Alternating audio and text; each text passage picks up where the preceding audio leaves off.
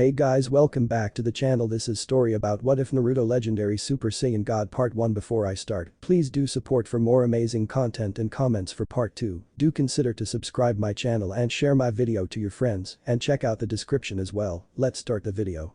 1,000 years have passed since the battle with the Shadow Dragons and the Earth's guardians, the Z Warriors. Ever since that fateful day, the Earth's mightiest protector, Son Goku, fought his last fight and tiredly joined the newly rejuvenated Shenron and left his family behind to rest his tired soul of all the fighting, forever joining Shenron, taking the Dragon Balls with him so the humans can learn to rely on themselves instead of the magical items.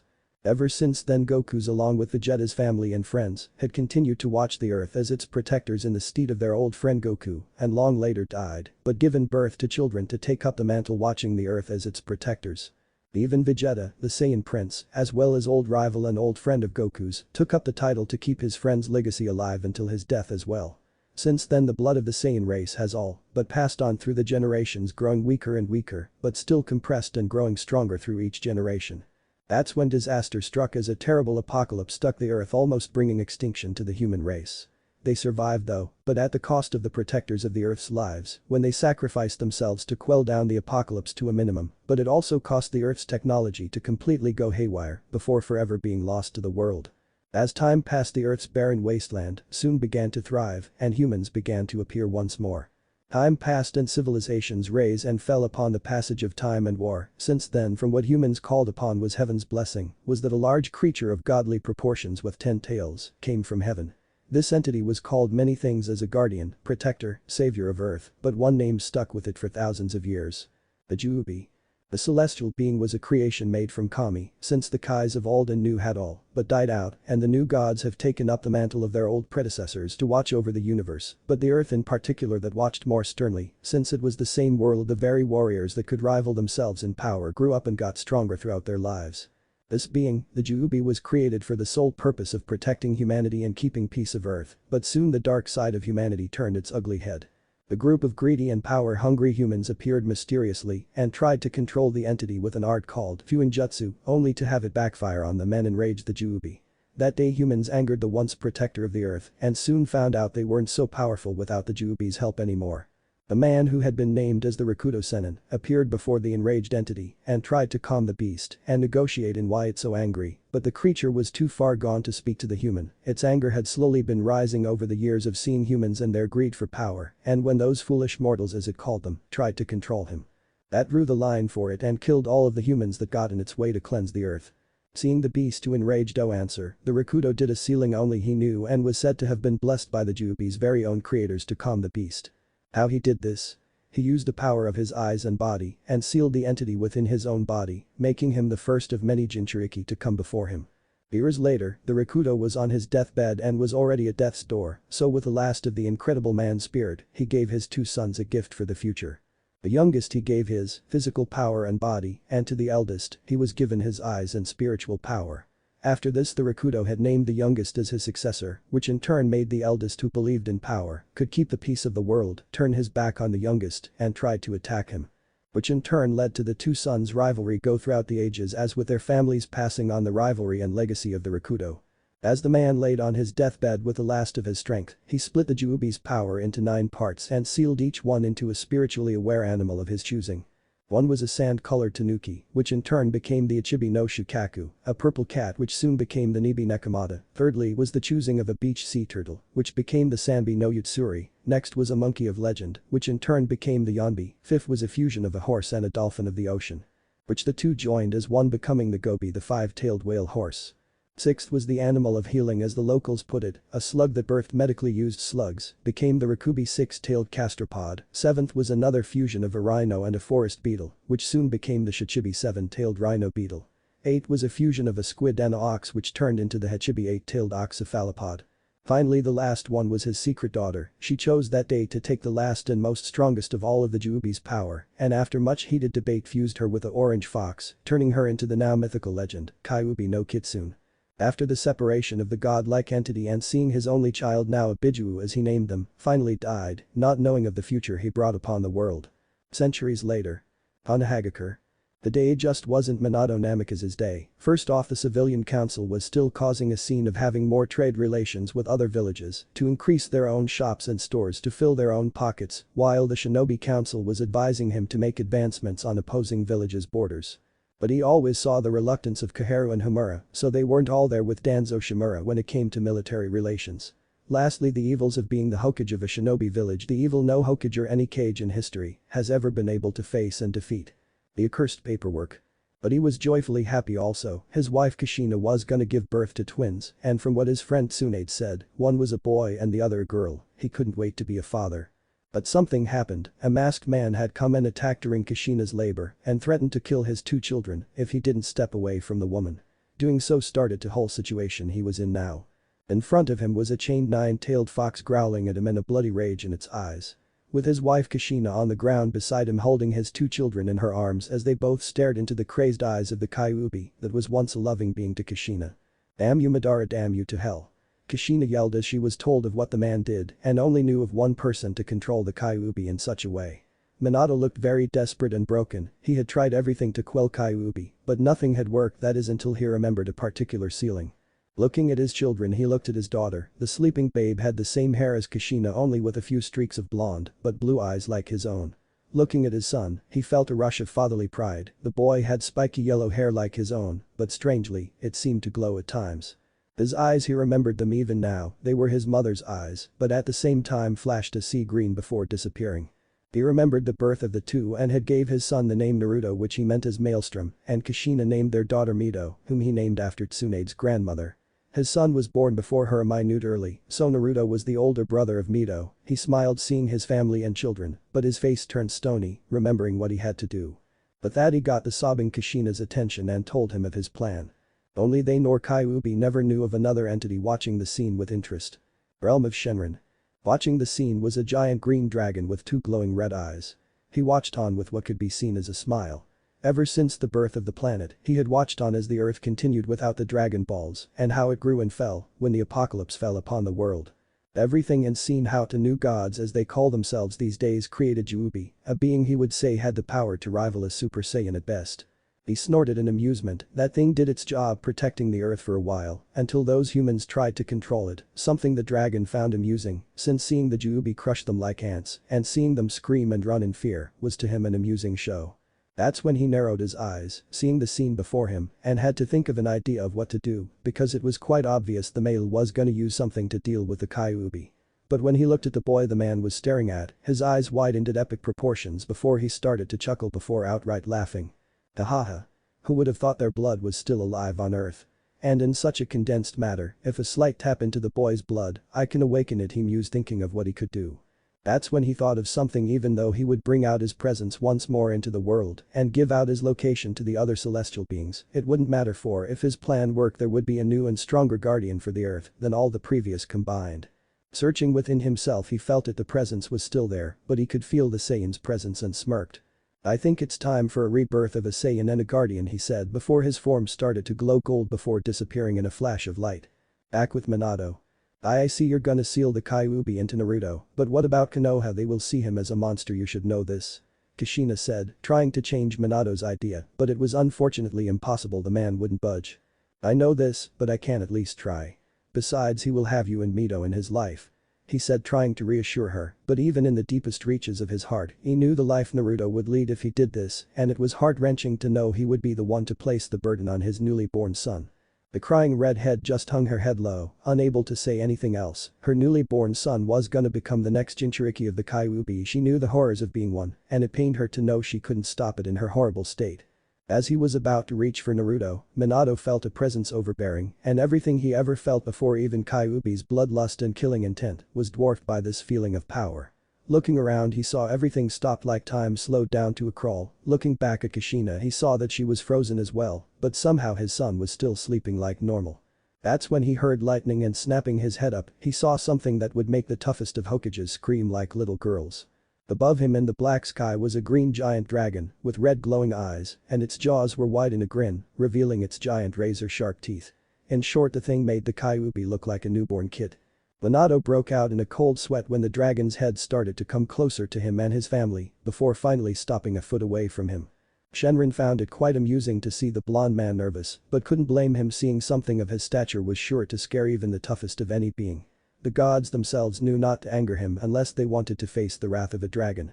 Looking at Minato, he turned his gaze toward Kushina before resting his eyes upon the blonde babe. Naruto, he heard his name was.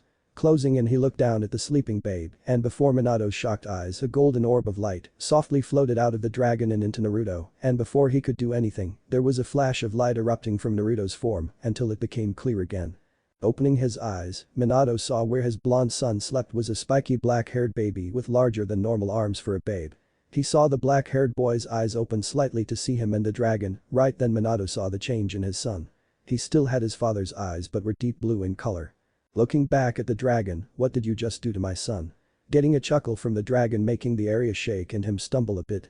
"Mortal, I have just did a little something that will save this world and bring about a new guardian for the entire earth. Your son Naruto, as you call him, is in reality the reincarnation of a being far stronger than any human or Biju. Hell, this being was able to tear the world asunder if he wanted to, but he protected like and cherished it throughout his whole time. And now your son will be reborn as this man, for this world needs a Saiyan once more to protect it from the future dangers that are to come," Shenron explained, getting a shocked look from Minato, looking back at his son who was curiously looking around as a brown monkey tail twitched a few times from behind him, making Minato gape. Looking back, he saw the dragon chuckling, "I know what's with the tail, right? Well, let's just say this being wasn't exactly human, but had the heart of one. Now about your little Kyuubi problem, I can't have you sealing it into this child, so I suggest you seal it into your daughter. Don't worry, nothing will happen to her, that I can promise you," he explained. Minato just stood there for a few minutes to reassess the situation before he lowered his head in defeat. No matter how much he thought, nothing else would work, and he most definitely wouldn't disagree with a dragon this size. So with a heavy heart, he began to do the seals for the Shikifujin as Shenron started to glow a golden light. Finishing the hand seals, he asked one last thing, "I'm sorry Naruto, Mito, Kushina, I love you all." Before slamming his hands on the ground and shouted Shikifuen. But the sealing announced, Shenron's body rose before shooting into Naruto once more. Good thing too, because then a figure floated from behind Minato with a twisted grin on its face. It was the Shinigami, entity of death and apprentice of King Yama. Looking around, the Shinigami's face turned into a frown before it settled upon the chained down Biju and broken family before it. Though when its eyes landed upon Naruto's tailed form, its eyes widened a bit before its grin got even wider. Though it looked down to see the one who summoned him talking with a woman. "Minato, what happened to our son? He's changed." She yelled, frantically worrying over what happened to Naruto. Minato just chuckled a bit. Even in such a situation, Kushina was always oblivious to what was going on.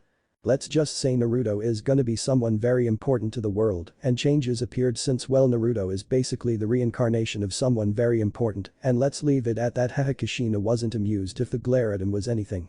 "Minato, I swear if what you're saying is some kind of joke, I will do Shinigami's job for it and kill you," she said darkly, making him sweat a bit before they both turned to see something very adorable in both their eyes. Mito was giggling while petting the monkey tail that twitched, it slowly somehow reacting to her touches her baby face and caressed her face, making her burst into giggles once more and smiled at the sight until they were interrupted by the situation at hand. Looking up, they saw the Shinigami with an annoyed look on its face. "If you are done, mortal, I'd like to get this done with. I have other things to do, torture other souls and whatnot." The entity of death gaining sweat drops from both parents. But that Minato gently took hold of Mito while Kushina held Naruto. Seeing what Minato was about to do, Kushina just felt so bad about not knowing how to do this another way, and now one of her children had to pay the price for it. She felt awful and disgusted with herself at that moment. But looking down, she saw Naruto's blue eyes staring at her own purple ones with curiosity before he reached up, placed both hands on her cheeks and smiled. This seemed to lighten her mood a bit. Even if he changed a lot, he was still Naruto, so grasping his little hands, she held them gently as she kissed his forehead. Holding him tightly, she made a silent vow to always protect her children from any and all enemies that would try to hurt them. Hearing the sound of a body hitting the floor, she slowly looked up to see the Kyuubi gone, the Shinigami spirit gone as well, with Minato's dead body on the ground with his arms wrapped around Mito's crying form. Quickly getting up, she got to the little red head and slowly placed the crying baby in her other arm before looking down at Minato's body and smiled sadly. "Don't worry, Minato, they will be safe, I promise," she assured her late husband, not knowing of the painful future that's gonna come for them. 3 days later. It's been 3 days since the attack of Kyuubi and the village of Konohagakure. The civilian and shinobi alike were all mourning for their loss against the Kyuubi, but most were mourning for their late Hokage, the Yondaime, who sacrificed his life to defeat the demon, as they were all told. Only the higher-ups in the shinobi rank truly knew what happened, and yet even they wouldn't mention anything. Meanwhile at the Sarutobi clan house, Hiruzen Sarutobi, the Kami no Shinobi, student of the Shoin Nidaime, sensei of the legendary Sannin, and predecessor of the Yondaime, was rubbing his temples in frustration. The council was now on his back trying to have the current Jinchuriki Mito killed since he did announce to the council of what happened.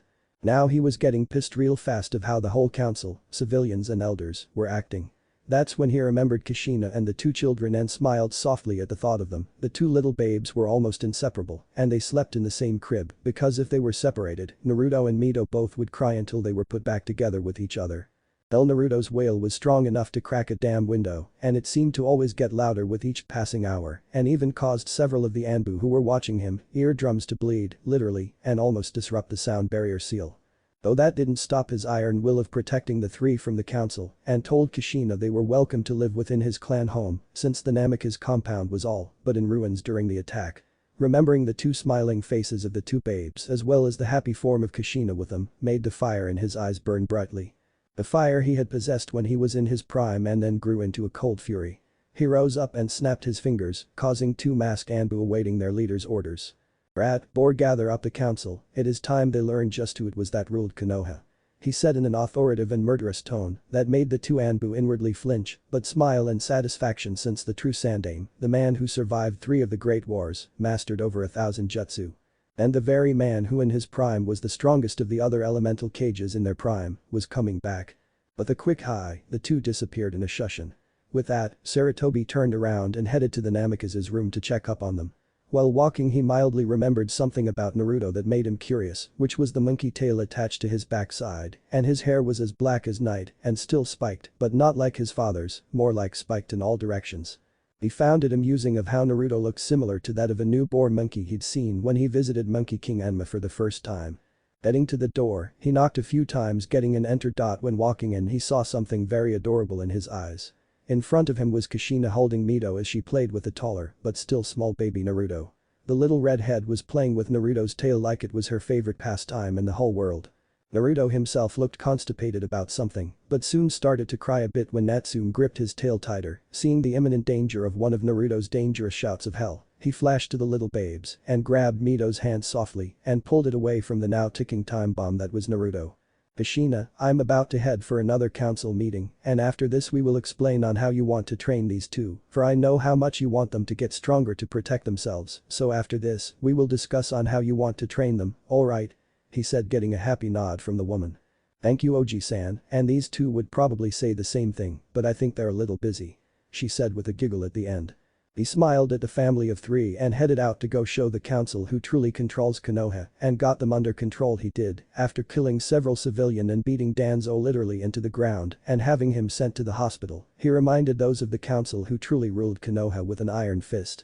After this with the help of his 2 other teammates Kaharu and Homura, he explained to the clan heads of what truly happened and to say some were shocked was like saying Jiraiya had a healthy relationship with women.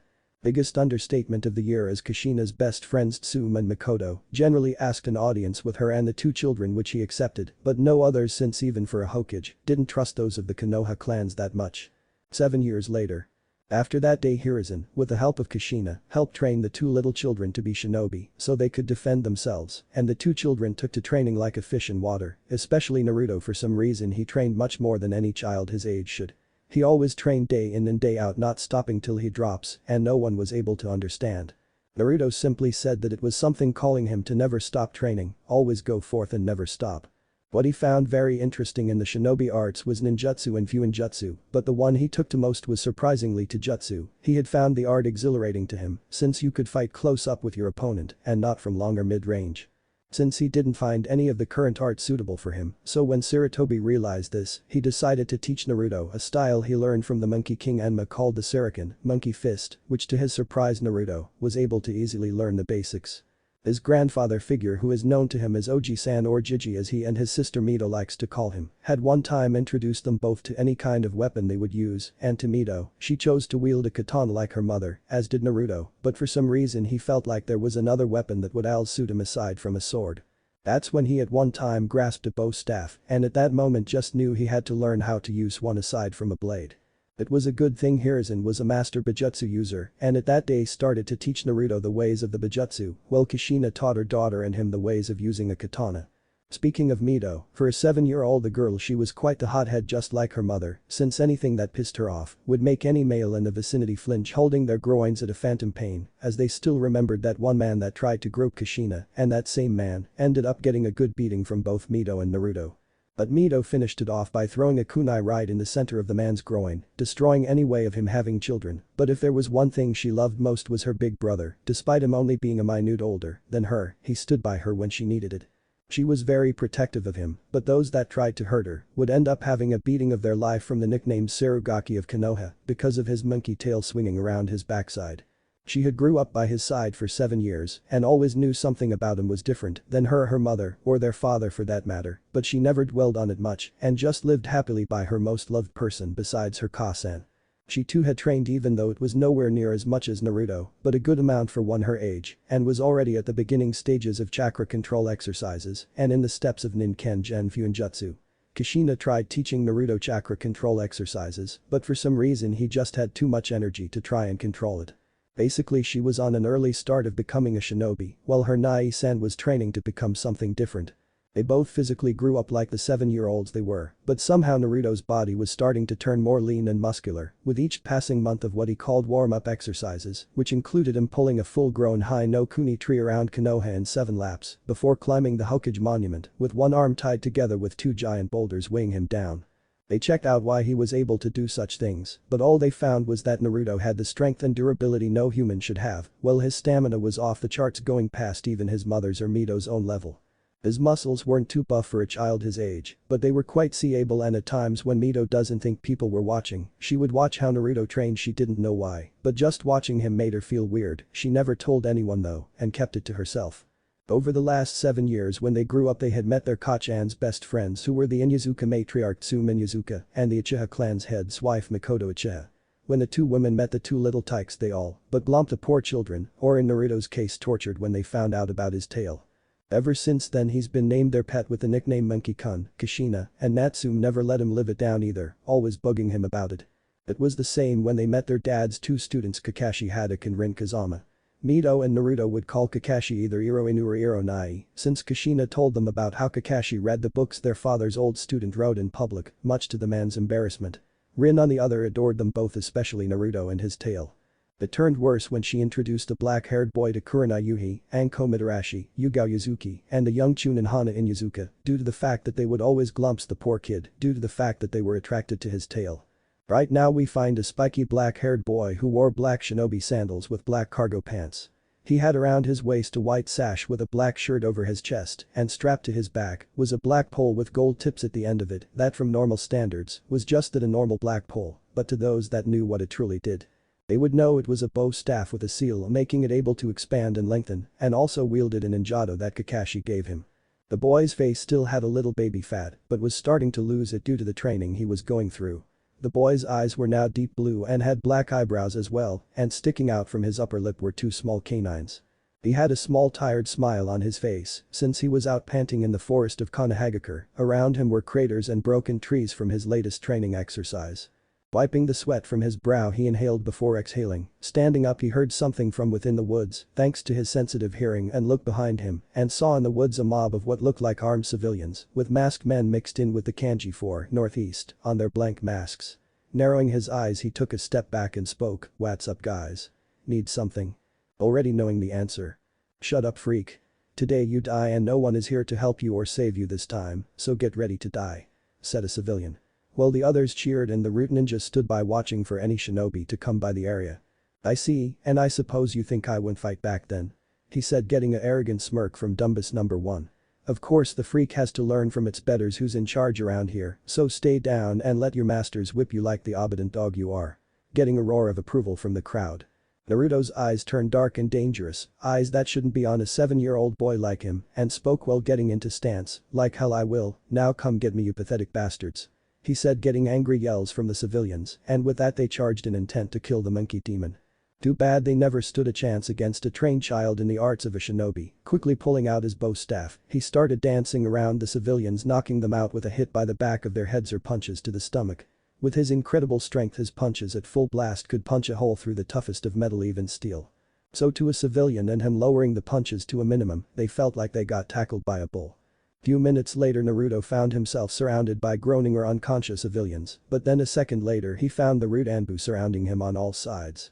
Letting out an irritated sigh, he scratched his head in frustration. There was just no way he could fight these guys. He knew of the Anbu, but these guys were, from what Gigi said, mindless drones that wouldn't stop till their objectives are accomplished, and him still a genin leveled shinobi, he wasn't nowhere near the level to fight them. Feeling a little desperate, he jumped off into the woods with the route following. A few minutes later, Mito came running into the area with a happy expression on her face to see her Nai-san, only to see groaning and beat up civilians. She was getting worried until she found something that made her heart stop. Naruto's bow staff and ninjato were lying on the ground near his belongings, the only thing that was missing the picture they took together with Ka-san. She started to tear up, fearing the worst, and grabbed his staff and pack. "I gotta find Ka-san and Gigi, Nai-san may be in danger," she said, jumping off into the woods. "Hurry kid, I sent something wrong here, hurry." Kyuubi told her container. Over the last few years, the two had finally met after one stressful training day and immediately bonded, seeing as the big bad Kyuubi wasn't as evil as people spoke of. Only Kushina and Naruto knew of Kyuubi speaking with Mito and didn't really care all that much since Mito was still family to them. Hell, Naruto was excited and asked if Kyuubi could see them or other random questions, which made the three females giggle at how cute he was when he was like that. Nodding her head in agreement, the little girl sped off trying to find her Ka-san as fast as she could. Too bad she wouldn't get them in time. With Naruto. The black-haired boy had a few cuts all over his body and had a few kunai and shuriken lodged in his small frame. Following him were 4 rude Anbu that were on his tail. He thought about where he was going, but didn't care, as long as he could get away from these guys before they could kill him. Looking ahead, he saw the forests ending, so with a mighty jump, he shot off ahead of the Anbu and out of the forest, only to come upon a cliff separating him from going any further. Looking around, he remembered the place being called the Valley of the End, something he read in a textbook once. Ironic he would come here in his situation. Hearing a thunderous sound, he looked up to see storm clouds rolling in. Hearing multiple thuds, he looked over his shoulder to see the 4 rude Anbu behind him with their ninjato drawn. "You have nowhere to go now, demon, just surrender and Danzo-sama can finally have his weapon," said drone number 1 in an emotionless tone. Naruto quirked an eyebrow. "Danzo?" He shook his head and looked at the situation he was in, looking at the route before slowly looking down of the cliff. He saw the raging river from the brewing up storm. Nervously sweating, he had 2 choices to go with. Even for a 7-year-old, he could tell when he's near a life or death situation, and now he needed to find a way to escape. Looking over the cliff once more and the slowly advancing route, Naruto closed his eyes, slowly channeling his breathing to calm himself. Putting his hand into his pocket, he pulled out a picture he cherished more than anyone would know. It was a picture of the 2 most important people in his life, Kushina and Mito, with him holding Natsume on his shoulders and Kushina kneeling beside them with a smile on her face with her cheek on his own. He saw Mito's victory sign of what she said that day, on top of the world. With a peace sign. Smiling sadly, he remembered his problem and placed the picture back into his pocket. "Sorry Ka-chan, Mito-chan, looks like I won't be able to see you two again." With tears falling from his eyes, he steeled his 7-year-old resolve and turned toward the cliff, ignoring the shout of the Anbu for him to stop. He ran as fast as he could, and with a strike of lightning, he jumped off the cliff and fell into the raging river below. The Rude all rushed at the cliff, only to curse seeing their objective commit suicide. The 4 shushed back to Konoha to relay their failure on the capture of Naruto to their master, who wouldn't be pleased. But Naruto, the monkey-tailed boy, was trying to swim up from the river to get air, but he just kept getting pulled back down by the currents, and without seeing it, his head hit a rock, making his eyes go blurry and him succumbing to unconsciousness. Sarutobi clan house. As Hiruzen was finishing up on his last batch of paperwork on political issues with Kumo and Kushina was planning for her children's next training plan, they heard a loud bang and rushed off to see what the commotion was. Imagine their surprise to see a panting Mito with Naruto's pack and bow staff. Seeing the staff, Hiruzen and Kushina got worried, and even worse when they saw the red-headed child crying. Rushing to her child, Kushina tried to calm her down, only to freeze from a few jumbled words. Natsume kept mumbling as she cried into her Ka-san's chest. She heard a few things ranging from stupid Baka villagers and hurting Nai-san, but the most fearful one was "I can't find him, I can't find Nai-san." Getting a gasp from both Hiruzen and Kushina, a look of fury formed into his eyes, and the old man suddenly leaped out the window and yelled. "Anbu? I want 5 search teams to look for Naruto Uzumaki Namikaze. Look all over High no Kuni borders. I want him found, hurry," he said, getting nods from them all, since Hiruzen saw Naruto as a grandson as Mito was seen as a granddaughter. So to hear one of his surrogate family members was missing had him angry and infuriated with those that tried to attack him one more. He swore when he got a hold of the idiot villagers that attacked his grandson in all but blood, he would make them wish that the god of death had devoured their souls. Kushina though was trembling as his shaky hands were over her face, while her eyes were wide in horror. Her only son, the one that at times reminded her of Minato so much and was what brought joy to her and Mito was missing. First Minato. Now Naruto. She grabbed Mito and pulled her into a hug, trying to hold back her tears. She felt Mito stiffen before wailing into her shoulder. She felt horrible now, all she had focused on was their training, and now not watching out for her children, one of them disappeared off Kami knows where. She finally let the tears fall and joined Mito as they cried for their lost family. It made it all the worse for Mito since being almost a newborn at the same time as Naruto, she had a sort of link to him, whether it was spiritual or physical she knew of when he was in trouble. And right then as she cried in her Ka-san's arms, she felt a disturbance within her when her heart ached for her Nai-san, that's when she finally got to the worst conclusion her 7-year-old mind could comprehend. I felt it and Nai-san is gone, has gone. She yelled, shocking the sobbing Kushina even more before she finally broke down with her Musume. They stayed there in each other's arms crying for their supposed dead Sachi Nai-san. Naruto's mindscape. Groaning, Naruto was rubbing his head in phantom pain while trying to open his eyes. When he did so all he saw is a blue sky and the glowing sun. Leaning up a bit he looked around himself to see grassy fields and mountains as far as the eye and of the shinobi eye could see. He looked around and saw a 3-story house from what looked like it and another small cabin beside it. Somehow he felt like he knew this place, but didn't know from where. Hey there. The cheerful voice made the Namikaze jump back in surprise and turned around quickly, only to see something quite shocking. Before him was 2 figures, the first one got his attention immediately, it was a giant dragon on epic proportions, its body was in the sky itself appearing in and out of the sky, the whole length of the body was full of green scales and spikes running down its back. Looking at its face he saw 2 giant glowing red eyes staring into his own with what seemed curiosity. After staring at the dragon before him in shock, he turned his gaze at the second person standing beside the dragon. And strangely the person was a man.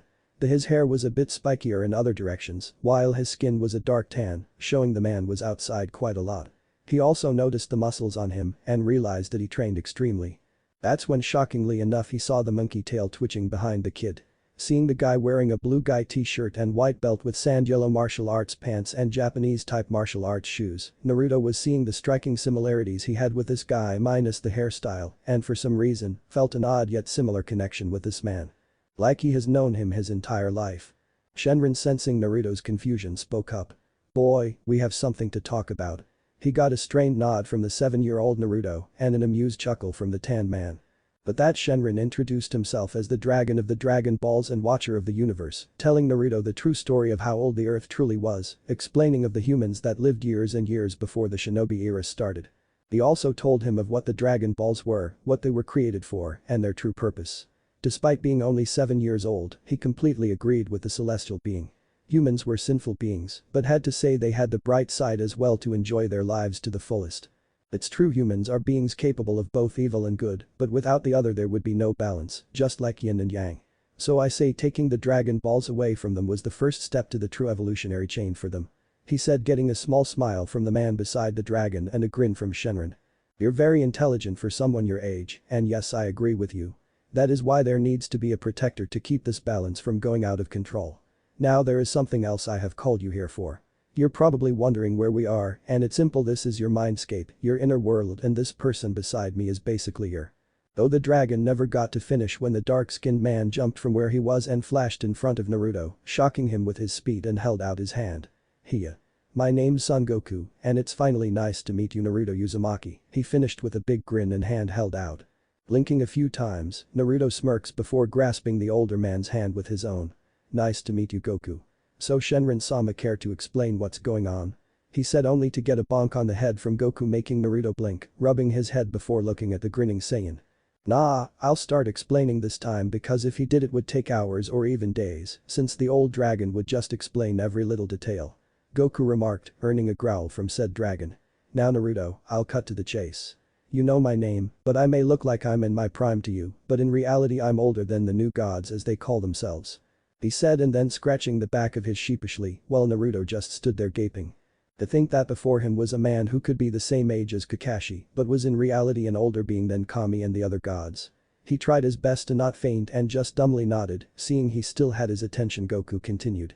Now you are mostly wondering why we look so alike. Well, to put it bluntly, you're my reincarnation ever since Mr. Big and Green here saw the Saiyan blood that had condensed over the years finally erupt in you, transforming you into a full Saiyan like myself. He said, getting a confused look from Naruto. Seeing this, Goku sighed and placed his hand on Naruto's forehead. I don't feel like explaining to you about Saiyans, so I'll transplant it into your mind the knowledge of what they were. Before Naruto could retort, a glowing aura came from Goku and flowed into Naruto, making his own form glow the same. That's when a sudden rush of information rammed into his mind, and everything about the Saiyans was practically programmed in his mind. Everything, even about the truffles and the war between them and the Saiyans, the legend of the Super Saiyan, and finally how the race was all but killed by an alien called Frieza. He grit his teeth in anger as he saw people like him murdered, but smiled softly since they died fighting at least. That's when he closed his eyes and thought, now I know where I got my love of fighting and competition from. I see you understand what the Saiyans were. They were once a powerful race, the strongest in the universe, but they were all killed, including my own blood father Bardock, by that madman Frieza. Good thing Trunks finished him off. Which made Naruto calm down a bit. Looking up at the boy in front of him, he reminisced of what he heard and had to smile. I always knew I was different, I just didn't know how much, but now that I know the truth, it's finally good to meet a fellow Saiyan, which in turn got grin from Goku. Yeah, but we have things to discuss, you see Naruto, since we are to be reunited we have to become one, but in order to do this, you must reach the requirements both mentally and physically, and since you're currently at such a young age, we still have a few years for that to happen. He explained, which confused Naruto. Then what do we do then? I don't think I should just wait around doing nothing. Naruto stated and got a nod from Goku. That's right, and since you're out of Konoha, we can take this opportunity to fix this little problem, and that is with an old teaching method one of my mentors taught me. Goku said with a fond smile. Raising an eyebrow, Naruto got curious. Oh, and what would that be? That made Goku turn happy all of a sudden. It will be you traveling all across the elemental countries, honing your skills as I did, and Shenron and I here will teach you how to use your abilities correctly and how different they are from what humans nowadays call chakra. During this I will be teaching you of what I learned at your age, that includes every style I've learned and seen, and the ways to control your energy, or Kai as it was called by the users of this energy. First off will be what Master Roshi taught me, and that is called the Turtle Hermit way of training and martial arts. Naruto's ears perked up at the word martial arts, and Goku saw his reaction and smiled. Martial arts is a way of fighting in close combat, or as the shinobi call it, taijutsu, but martial arts is more of a basic way of fighting than what the shinobi do. Now first off, before we do this, Shenron here is gonna have to fully awaken your Saiyan blood, since only half of it has been awoken, and let me tell ya, it's gonna hurt a lot. He warned the young Saiyan. I don't care, as long as I can get stronger to fight stronger opponents and protect those important to me, I'll go through anything done to me. Naruto said with his eyes filled with the same determination Goku had when he is a child. Smiling at his long-time descendant, he pat his shoulder. Good, because I have a feeling trouble is gonna blow its way toward you, and you have to be ready for it. Now Shenron, do it, he said while Naruto nodded with him, showing he was ready. Seeing this, Shenron's eyes glowed red, and before Naruto knew it he was on the ground as blue lightning covered his body as a blue aura came off him in waves. Seeing this, Goku was a bit surprised. Whoa, he's got more Kai, fighting power or latent energy, than I did at his age, and even then I didn't find out about it till later on. But it would seem he was already unintentionally trying to control his power for a while now. Incredible. But Goku's face then started to sport a large grin. He'll be the perfect apprentice. Though Goku was cut short of his musings and his eyes widened when he saw Naruto's form start to glow a gold color. Before he and Shenron knew it, they had to close their eyes from the sudden light erupting within the mindscape. But that didn't stop the sudden skyrocket of Naruto's power rising in the elemental countries, alerting many, and even the ground itself was trembling from the raw power he was emitting. In Konoha, the two crying Uzumaki suddenly, along with the tired yet furious Andame, felt the strange yet foreign energy, along with a tremble that shook the very foundations of Konoha itself. But Kushina and Mito felt the power and knew immediately that it felt closely related to Naruto, but it was much stronger yet. Far more primal.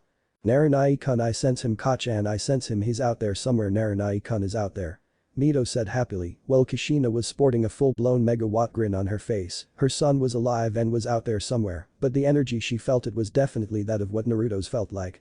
But it was much more potent and primal, and it honestly sent chills down her spine for some reason. She wondered when she would see Naruto again, as did the cheerful Mito. But Goku and Shenron, the two, stood in shock at what they were seeing. Before them was a changed Naruto. They honestly didn't know how much Naruto would change when he had his other half of his Saiyan blood awakened, but now seeing the results they couldn't but agree it was a good thing. For in front of them stood Naruto, who stood from his normal height of 3'6" to 4'0". His hair was just like Goku's in every way except for it being spikier. His face was the same, but his eyes held a primal urge to fight a good fight and find strong opponents. His muscles were now much more seen since his sudden growth spurt changed his body slightly. His latest attire from the shinobi all black he wore was all but in torn rags from the sudden transformation, and Naruto's monkey tail waved wildly behind him. Goku was more focused on Naruto's energy signature, and it was off the charts.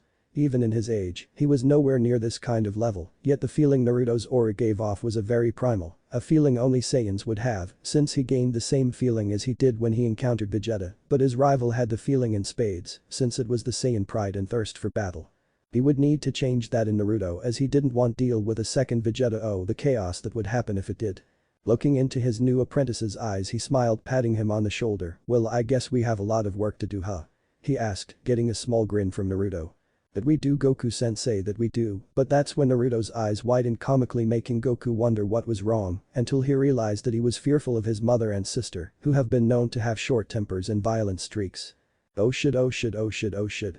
Kushina-chan and Mito-chan are gonna kill me when I don't come back. Oh Kami, the horror," he said in a fearful tone, which Goku suddenly sympathized with him as he still felt the phantom pains of Chichi's frying pan attacks. Ouch. "I feel your pain, Naruto," as my wife was the same, but don't fret, we can send a telepathical link to them of what you're doing, then we must really get started on your training. Nodding in acceptance, he followed Goku's instructions and placed his hand on Goku's head while the old Saiyan reached out with his senses until he found the two still in the Sarutobi clan home, alerting Naruto of this, and the newly reborn Saiyan began to speak within mentally. "Hello, is this thing on? Hello?" Kushina and Mito's ears perked up at the sound they were hearing and looked around only to see no one. "Kushina-chan, Mito-chan, can you both hear me?" Knowing the voice, the two redheads' eyes bugged out and jumped up in fright as they heard Naruto's voice, looking around frantically. "Ah. Ghost. Naruto Naisachi-kun's spirit is talking to us." They both shouted, trying to not hear the voice. Naruto and Goku both gained huge sweat drops on the back of their heads and chuckled before Naruto spoke once more. "Kushina-chan. Mito-chan, it's me, Naruto." Their eyes widened even further and looked up only to see no one. Getting frustrated, they both yelled, "If you really are Naruto Naisachi-kun, there, where the hell are you?" They both yelled in unison. Naruto suddenly gulped nervously while Goku sang a silent prayer to his descendant for a good future and to help him avoid the wrath of two female redheads. "Well, I'm not totally sure myself, but I want to tell you two something. This latest attack on my person has opened my eyes. Not only am I not safe in Konoha at the moment, I'm also risking both of your safety with a shinobi and civilian alike trying to kill me." They wanted to protest, but then he spoke up once again. "Now I know what you're thinking, Mito-chan, and stop right now. I know they think I'm some monster, and I'm fine with that. Let them think what they want to, they'll just regret it later on. Besides, I don't like to see you cry, or you either, Kushina-chan." Too bad Naruto didn't see the blushes upon both the females' faces as he said his words, but Goku did, and since he's lived for so long, he finally understands a little bit more of the females and had to grin. Naruto had a way with words with women. Kushina and Mito just sat there rethinking what Naruto just said and kept playing it over and over in their minds as heat rushed to both of their faces. Why does Sachi-kun's voice sound deeper and the way he said those things, and when did I starting calling him Sachi-kun? What happened to just plain Sachi? A flustered Kushina was wondering as her hands were on her face, trying to hide her growing blush. "He's mine, son, for Kami's sake, and I shouldn't be thinking about such things about the one you brought into this world." Mito, on the other hand, was more open.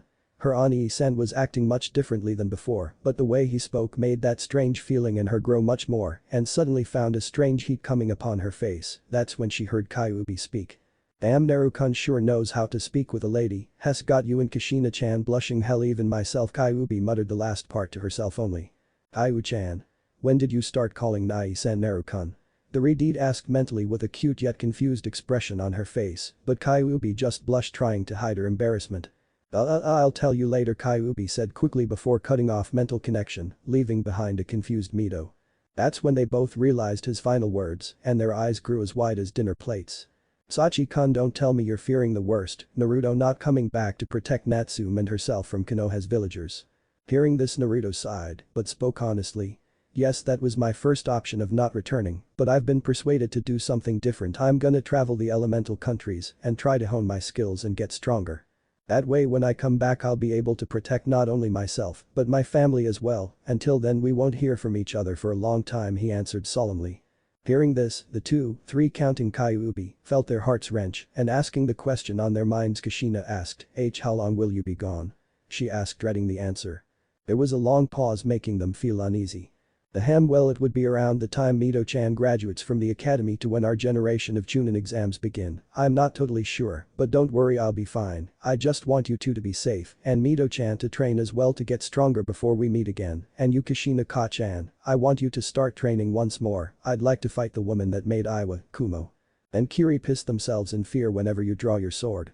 He said, nervously, getting shocked looks from the two, while Kyuubi was surprised as well. You'll be gone for years, Sachi-kun, but if that is truly your decision, she said sadly. It is, Kushina-chan. I realize I'm not normal like the others, the monkey tail proves this, so I'd like to fully understand just what I am, but could you tell Tsurujiji, Mikoto-san, Tsum-san, Tsukina-chan, Fem. Sok, Hitomi-chan, Fem. Itachi, Hana-chan, Inunai-san. And the others that I will be back, so let them not worry of where I am and let them continue on with their lives. Can you do this for me? Wiping the tears from her face, she smiled. Of course, Sachi-kun, just hurry up with your training and come back to us, she said, getting a chuckle from him. Hey, you got it, Kushina-chan. Naruto Nai-kun. Said the silent voice of Mito, which Naruto noted was too silent from Mito. Worried, he answered her, yes, Mito-chan, is something wrong? Biting her lower lip, she started to shake before speaking. Please come back home quickly. I understand you need to train like I do, but I'll miss you, Ka-chan will miss you, she said as tears started to form in her blue eyes. Naruto flinched at her words, but steeled his resolve. I know this and I'll come back as quick as I can, I promise. I mean, I still owe you that day out, don't I? He said amusingly, getting a giggle from her as well as Kushina. The day outs, as they are called, was practically Mito dragging Naruto everywhere with her despite whatever it may be. She called it bonding with Ani-san, but he mentally calls it torture. A few seconds of comfortable silence reigned in before Naruto spoke once more. I gotta go, guys, not sure if I have Jiji's Anbu on my tail or what, but I gotta get going, okay? Bye. Snapping their heads to his voice, they spoke in unison, not knowing how long it would be before they saw Naruto again. Goodbye, Naruto-kun. Be safe. They said in unison. But mental connection went out and Goku was smiling at the grinning Naruto. You have a wonderful family. Naruto reminds me of my own a bit, though I suspect you are gonna get something very surprising when you meet them again, I just know it. Goku said with grin of his own. Naruto, shaking his head at his master, stood at attention and spoke. When should we begin, Goku-sensei, Shenron-sensei? He asked. The two beings blinked and looked at each and blinked twice before grinning. Turning his head back to Naruto, he spoke. We will begin by first getting you some new clothes, and seeing as you have no money, you're gonna be doing some odd jobs that includes farming, construction, and delivering milk, while using an old training method Master Roshi used on me and my best friend Krillin. Goku said, remembering the times he did the training. That's when a giant green turtle shell with 2 straps on appeared in his hand and started handing it to Naruto. Expecting it to weigh a bit, Naruto grabbed hold of the shell, only a second later hitting the ground with a loud thud. Hey Kami, how much does this thing weigh? Naruto muttered and never saw the dark gleam in Goku's eyes. That Naruto will be your personal training, wait until I'm satisfied with the results. Now get out of here and get to training. He said, personally kicking Naruto out of his own mindscape. When he was gone, he heard Shenron chuckling. Raising an eyebrow in curiosity, he asked, Shenron, what's so funny? He asked the old dragon and saw the smirk of the dragon. Haha, nothing, just that turtle shell weighs 10x more than what you had to begin with at your start of training. Blinking, Goku chuckled, seeing where this was heading to. Ah yeah, about that, well, I just have a feeling that was the beginning of where he would need to start at. He asked, getting a deadpan look from the dragon. You call 20 tons a beginning? He asked in a monotone-like voice, which Goku just nodded at. Shaking his head, the dragon laid its head down, thinking about his and Goku's new student and how his training should be planned out for the next few years. 5 years later. Unknown Island. The black blur was currently zipping around, causing several rock textures to explode on contact and be reduced to rubble as the blur made contact with them and vanished from plain sight. Several more erupted on contact with either a punch or kick before once again they were nothing more than a pile of pebbles.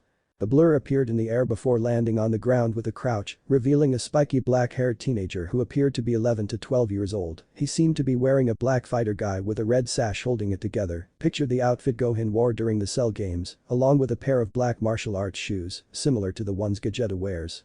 He then stood straight up, revealing the face of none other than Naruto Uzumaki Namikaze. For the past 4 years he has spent all of his time training under his masters Goku and Shenron and has changed a lot during his travels.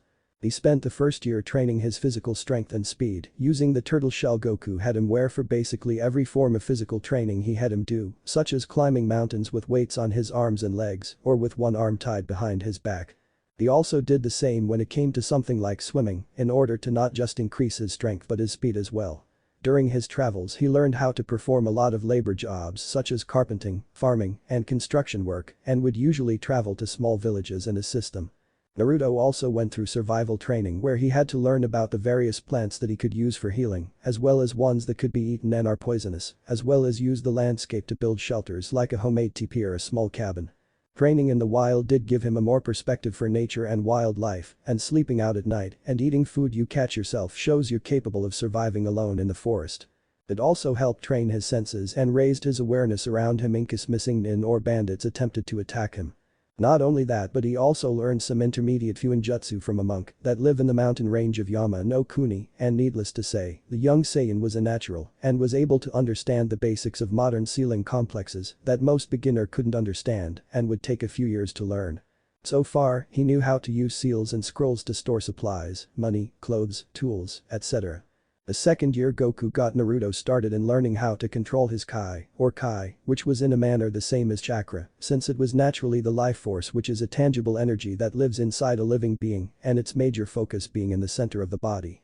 By drawing it out, a person is able to manipulate it and use it for performances outside the body, as well as increase their speed, strength, endurance, and can increase the power of their attacks to inflict greater damage to opponents. Goku first taught Naruto how to draw out his Kai, and when he was able to do that, he proceeded to help him in learning how to summon it in its raw form by having him focus and summoning it into his palms. This exercise took around 3 weeks to perform before he was able to create a ball of Kai, which left Naruto surprised and awestruck at how beautiful it looked. Once he managed to do that, Goku first taught him the basic attack for this technique called the Kai Blast, and with that, Naruto spent his time learning how to manipulate and shape the blast into different forms and managed to form it into either a thin beam of energy that can easily pierce through solid rock or steel to one that can leave a crater in the ground, as well as form it into a thin disc that can cut down countless trees in a single line. The only issue was the amount of energy he put in them, so he spent his time in working how to not waste so much and control it effectively.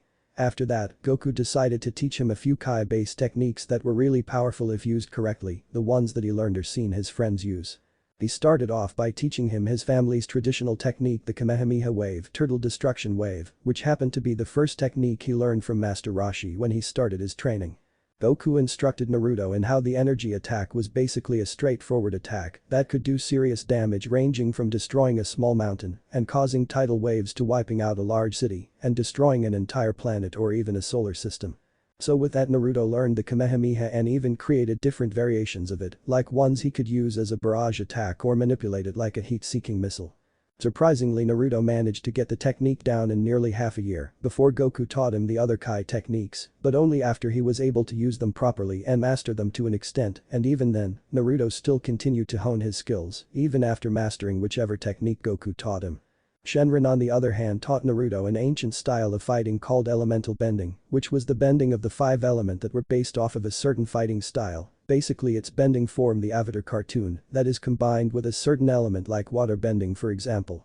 Water bending is based on a style of Tai Chi Chuan, specifically the Yang style.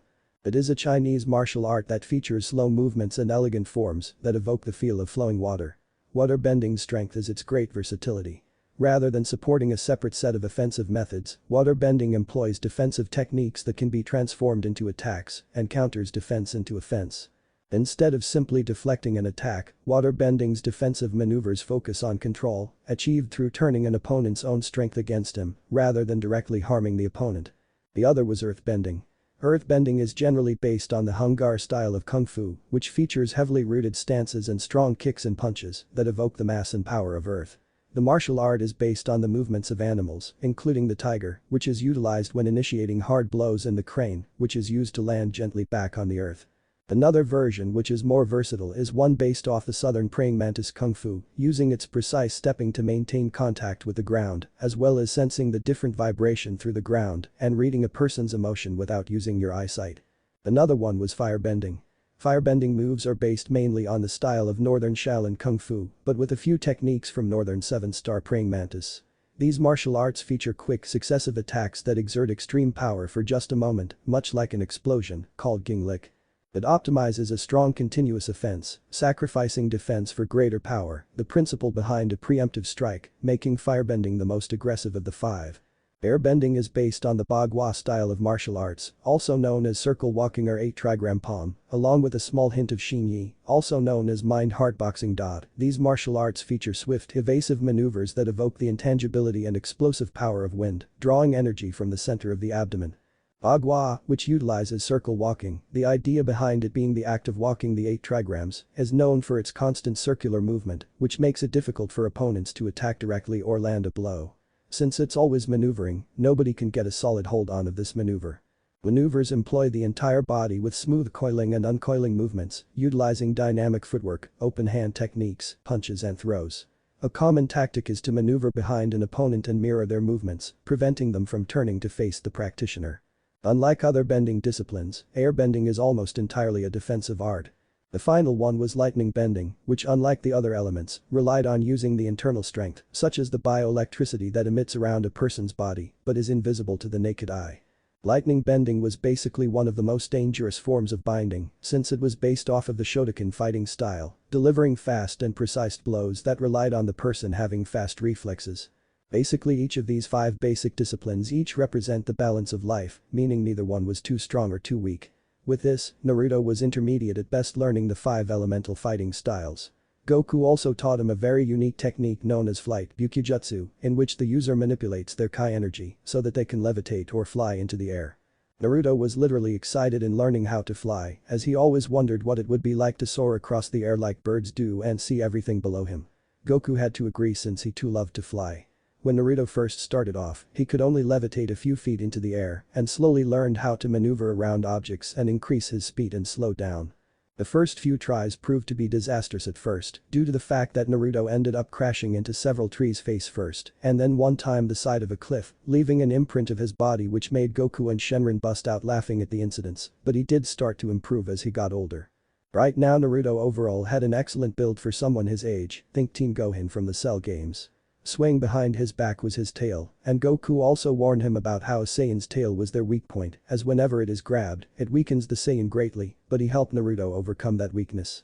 Naruto also worked on using a bow staff and a katana, as he bought them both from a weapons store near the border of Fire Country, and worked on the katas, the style he learned from Hiruzen and Kushina before the incident.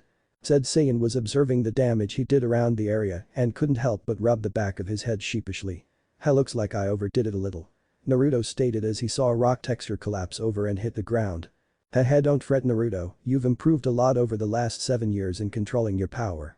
Good thing this mountain isn't populated," Goku stated as he was extremely proud in how far Naruto has gotten in his training and felt a sense of pride. "Indeed. I didn't expect you to get this strong so soon, young one, but it looks like you've surpassed my expectations," the Eternal Dragon remarked with a sense of pride in his voice. "Thanks, Shenron-sensei," Naruto said as he wiped a bead of sweat from his face. "Though I wonder how Kushina-chan and Mito-chan as well as the other are doing. I really miss them." "I'm pretty sure they are doing just fine, Naruto, after all they're each strong in their own way," Goku assured his apprentice. Naruto merely sighs and nods as he makes his way over to the small hut to gather his things. "I guess you're right, sensei, since Aruoji has things handled." He pulls out a map of the elemental countries and inspects it. "I'll need to restock my supplies at the closest village, and I think I'll make a detour to Kiri next. What do you think, Goku-sensei?" Naruto asked as he got his stuff packed up.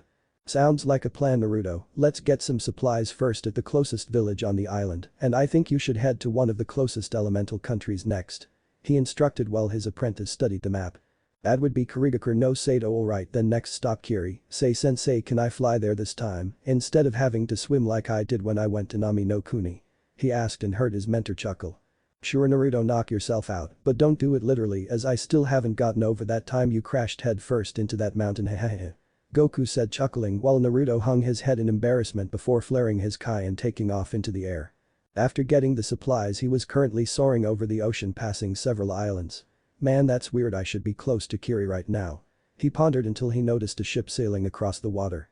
"Maybe they would know if I was close or not." With that he took off towards the ship. "Man, this is so boring." A female Kirinin groaned while 2 of her comrades had tick marks on their heads. "For the love of Kami, stop whining, damn it."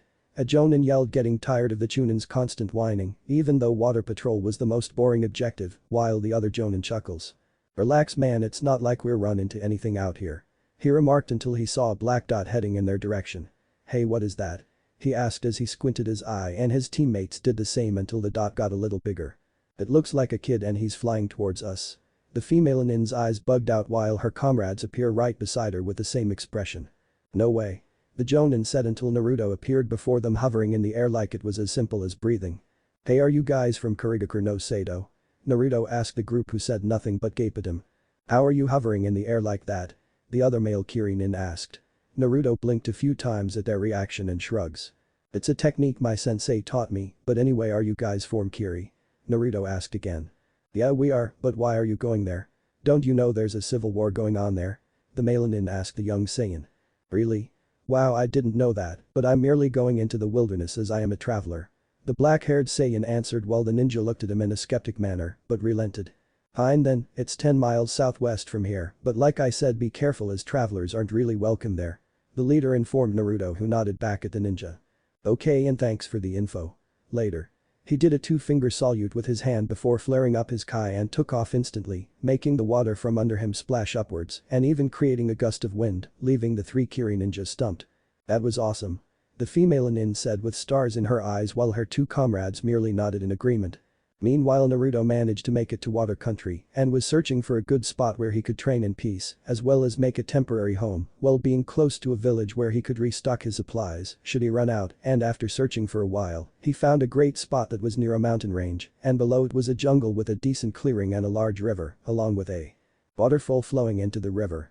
Afterwards, he spent the whole week making a decent-sized cabin for himself before setting up the rooms with the furniture he sealed up as well as his tools, clothes, training weights, etc.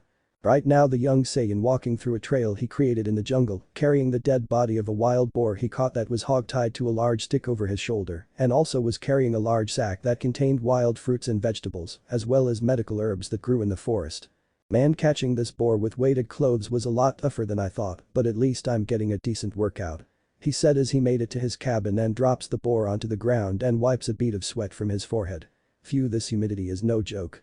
I didn't think it would be this hot in Kiri," he thought while pulling out a jagged-looking dagger with the edges appearing to be smoothed out but extremely sharp, and proceeded to skin the boar and then cut open the stomach and remove whatever entrails he didn't need and threw them somewhere in the jungle away from his cabin and where scavengers would get them. Afterwards, he hung the skinned body over a pole that is out of the reach of any bears, wolves, and mountain lions while removing the tusks just in case he needed extra tools. For the rest of the day, the cheerful Saiyan was in the jungle, performing acrobatic feats across the trees and in ways most kids his age couldn't even think of doing, but then again he is not like other kids considering who his ancestor is. As he landed onto another tree, he stopped in his tracks and took a whiff in the air. His eyes narrowed as the scent grew stronger. "That smell, there's blood in the air and it seems to be fresh and also, sniff, sniff."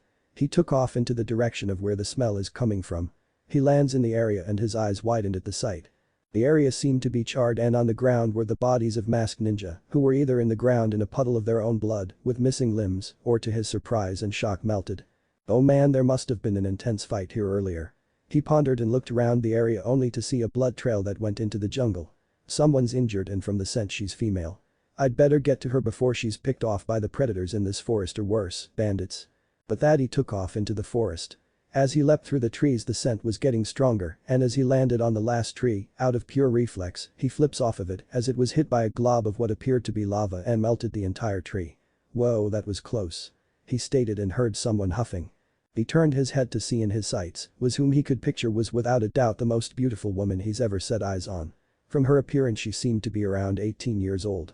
She has ankle-length auburn hair styled into a herringbone pattern at the back, a top knot tied with a dark blue band, and with 4 bangs at the front. 2 bangs are short, with one covering her right eye, and 2 are long, crossing each other on her chest, just below her chin. Her eyes are light green. She dresses in a long-sleeved dark blue dress that folds just below the knees. It seems to be closed at the front with a zipper and is kept open on the front right side from the waist down. The dress only covers up to the upper part of her arms and the underside of her breasts. Underneath, she wears a mesh shirt that covers more of her upper body than her dress, but stops short of covering her shoulders and still leaves a sizable cleavage. She also wears shorts in the same color as her and underneath those mesh leggings reaching down over her knees. Around her waist, she wears a belt with a pouch attached to the back on the left.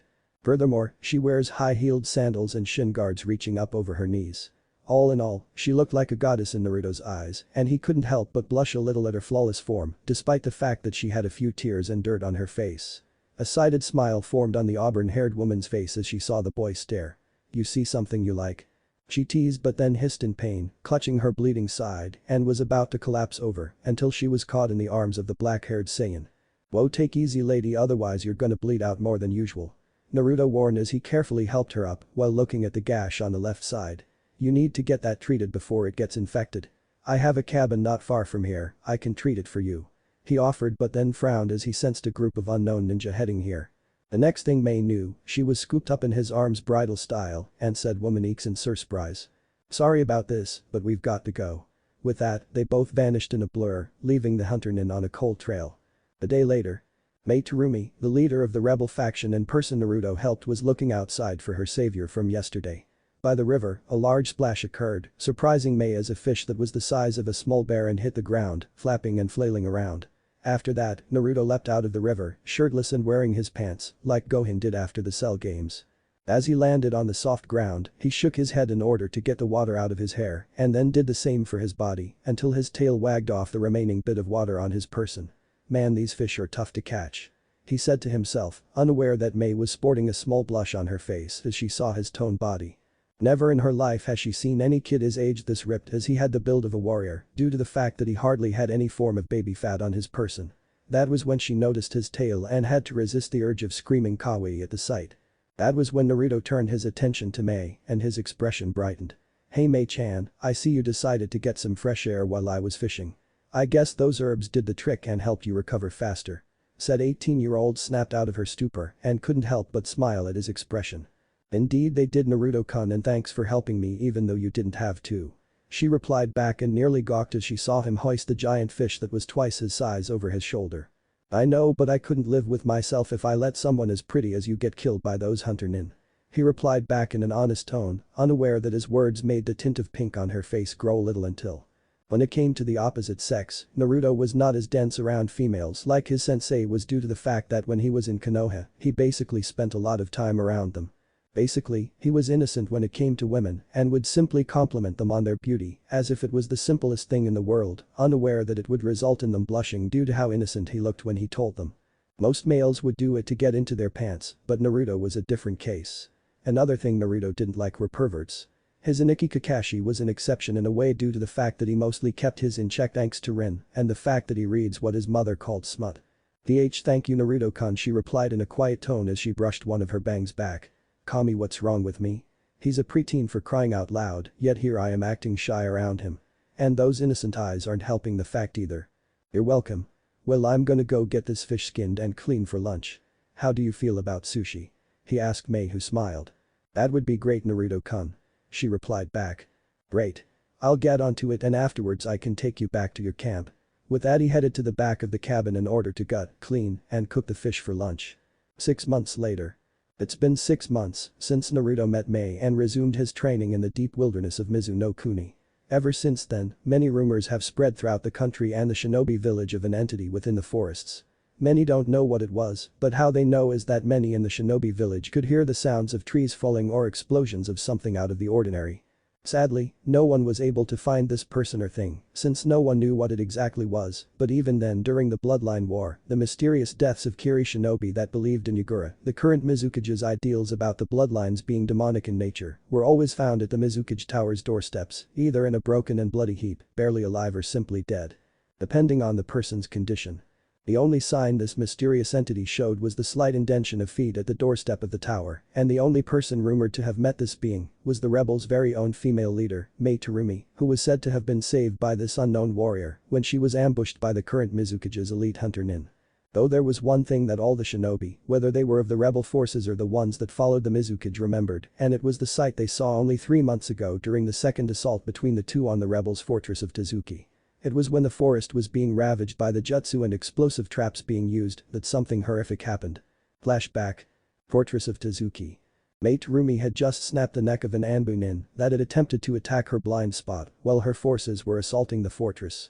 The sound of battle cries, blades clashing, seal tags exploding, and Justu being unleashed echoed around the bloody war-torn fortress, and bodies of both rebels and loyalists littered the ground. Smoke also rose around the area as the battle ensured under the full moon. We have to keep pushing, this fortress is one of Yugura's main strongholds, and if we can claim it, then we'll be one step at getting closer to the village, but at this rate, she pondered as she watched her comrades, the very people that were either bloodline holders or simply those who were against the war, fought with everything they had. It's gonna take a miracle for this to succeed. I wish Naruto-kun was here. As soon as those words left her train of thought, a deafening roar echoed across area, making all of those that were fighting stop in their tracks and look around. Mei's eyes widened in fear, thinking that it Yugura who was in his Biju form to come assist his army in defending the fortress and was gonna call on her forces to retreat until she looked up and saw a large hulking figure leap over and land in the middle of the battle, causing the earth to shake violently and for dust to rise into the air. When it cleared, everyone's eyes widened in shock, horror, and fear as they set their eyes on what appeared to be a beast whose height rivaled if not surpassed even that of the nine-tailed beasts. It appeared to be a giant monkey-like creature with dark brown fur covering its entire body minus its face, hands, and feet with large pointed ears, and its long and powerful tail swished around back and forth. It sported a set of wicked-looking canines in its maw, but what mainly freaked them all out was its glowing red eyes. They were basically, in simple terms, primal. More primal than any other animals, and from the way it was growling at the Kiri ninja, it was not happy, and a growl rumbled from the giant ape's throat.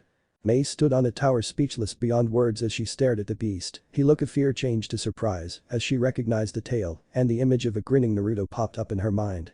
"Naruto," she said quietly before said blonde stood straight up and let out a deafening roar that was so powerful that it shook the ground more than he did when he landed into the area and started to beat his chest. "What the hell is that thing?" one of Yugura's ninja cried out. "Who cares, just kill the monster." With that, the ninja on Yugura's side proceeded to throw countless kunai with explosive tags on them at Naruto and exploded on contact, covering his form in smoke. Some smirked triumphantly, thinking that they killed the beast, but when the smoke cleared, Naruto was unharmed and snarling in annoyance, shocking the ninja to the core as those explosive tags had enough power to level a large building, but didn't even singe its fur. Naruto brought his hand up into the air and brought it down hard, crushing the enemy ninja like flies. He roared in triumph before stomping repeatedly on the ground.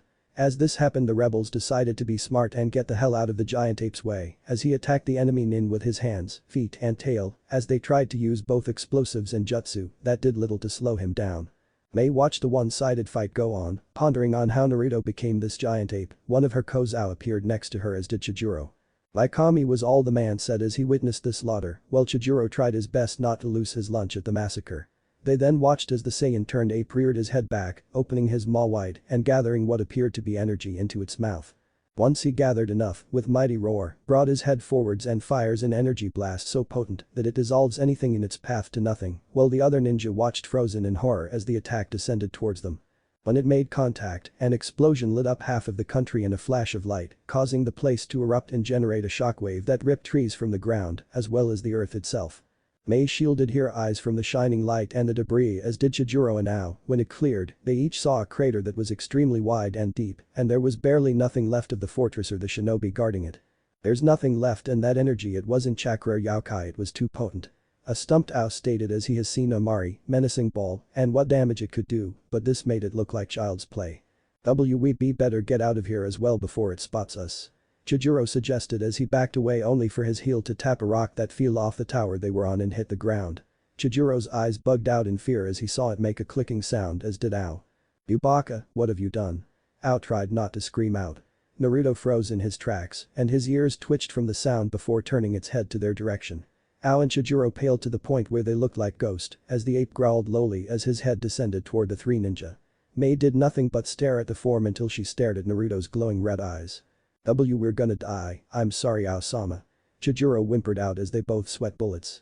That was when Naruto stopped growling and lightly sniffed Mei's form and went from their primal state to a look of curiosity.